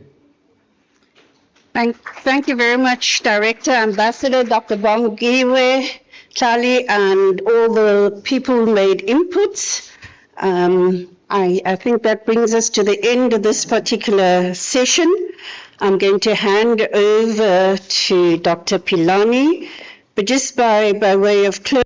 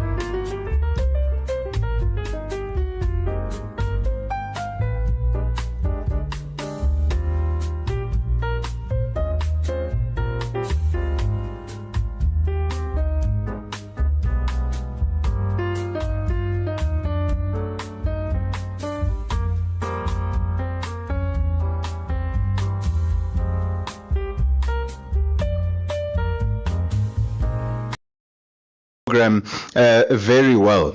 I'll take just 1 minute just to reiterate certain points, 1 or 2 minutes. The first is that the university plays an integral role in taking the G20 to the community. The university is an integral part of the community. And of course, it's therefore appropriate that this town hall is taking place at the University of South Africa, largest university within the country. So the importance of the university in South Africa's G20 presidency is absolutely important. It complements all the other engagement groups, and there are 13 official engagement groups, but as Mr. Mguni said, the government doesn't take a narrow definition of those engagement groups. It engages even beyond those engagement groups. There was an example that was mentioned earlier of how, for instance, the geopolitical situation even impacts an institution like UNISA. Certain funding being cut, US aid cuts to programs like YALI. However, I think the example that was mentioned is that the university doesn't then sit back and then close those programs. It finds ways, it engages in partnerships with business, with other institutions in order to ensure that the core aspects of those programs continue to function. Science diplomacy. Very important. Science diplomacy is as important as other forms of diplomacy, economic diplomacy, peace diplomacy. And so the science diplomacy is very important. And we've heard to a varying degree the 10 catalytic areas of the University of South Africa. And this is obviously important in elevating them. They have an integral role to play not only within the G20 ecosystem, but in BRICS and in other fora that are underway. What is also, I think, important here is that South Africa as a bridge builder. South Africa as a bridge builder not only within Africa, not only within the global south, but importantly, South Africa is a bridge builder between the global north and the global south, and especially in also elevating the important role of middle powers. When you have an international landscape where great power competition is elevated, then middle powers play an integral role in holding the fort, in holding the best elements of a multilateral system. And South Africa plays a central role in this regard, and it should obviously continue. We're at the halfway mark. 53 meetings have been held. Over 130 meetings will be held throughout the year. And our colleagues have mentioned the importance of taking these engagements to the townships, taking these engagements to the rural areas, and ensuring that our idea of inclusivity is indeed as widespread as possible. When we talk about that 2025 marking a central year, 80th anniversary of the United Nations. But it's the 80th anniversary of the United Nations in a year that is fraught with geopolitical tensions. And of course, as I said before, South Africa plays a key balancing role in ensuring that it is not just a world where might is right, but that where multilateralism still plays an important role, however fraught it is currently. And then, of course, lastly, colleagues, the issues of critical minerals, the issues of energy, technology, these issues are interlinked. When we talk about critical minerals, they're important not only for the just energy transition, they are absolutely important for peace and security, they are absolutely important for the technological or digital transformation. And so these issues are important, but the way in which we discuss them, the language that we use, the assumptions we have of these are important, because we do not want to necessarily just say critical minerals and then, not give the critical input that is required of what is our vision of how to utilize critical minerals, of how to continue ensuring that they continue to benefit the broader community. And I think the example that was mentioned by Ambassador DIRCO is the fact that South Africa plays a leading role in these issues. It's not that South Africa is, just sits on the side and is a consumer of these discussions. South Africa plays an active role in shaping these discussions. And in doing that, it relies on a wide repository of knowledge and networks that feed into government. And some of these engagement groups and, of course, the universities play a critical role in that regard. So with that, colleagues, I stand between you and your lunch, and I do not want to stand between you and your lunch any further. And I just want to say thank you very much for an engaging discussion today, and long may it continue. Facilitator, yes. Thank you very much. Thank you so much. As we conclude, indeed, Mr. Mguni, we just have one small message for DIRCO leadership. As you go back, may you please present to the Sherpa that we would love at UNISA to see all missions of South Africa abroad, the staff members there signing up to be UNISA students, because UNISA has presence in all those countries.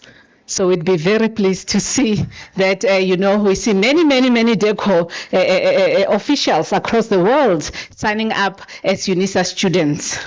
And the diplomatic community in Pretoria, you are already here. You are already physically where UNISA is located, Alberton.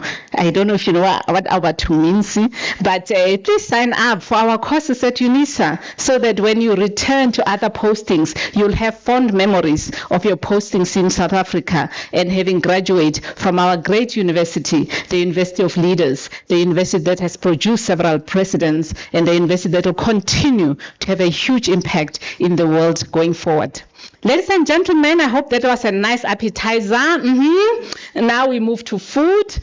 We move to lunch, indeed. The way we shall do it is that, as we had in the beginning, those tables from here onwards, please may you have serve yourself at those stations there of food. And in this side, we are changing. Okay, I can see my teams are speaking to me, but I cannot hear what they are saying. The time, move fast. They want me to eat. They are saying I'm talking too much. They want to eat. May we start with this table to move to food? Vice Chancellor and your guests, also this table. We see that the ambassadors, may we join the Vice Chancellor as we proceed to food, to lunch, and then from this table onwards, take that at that station and others will follow. Please, ladies and gentlemen, 3 minutes. Continue.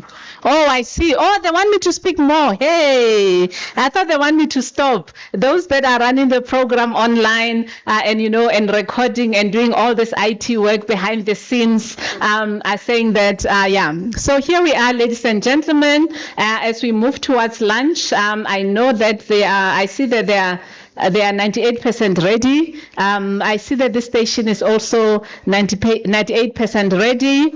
I'm not a very good singer, but in this morning I had a song in my head. Please assist me. Siyaya G20. Siyaya G20. Siyaya G20. Please take mics and join me. Yeah.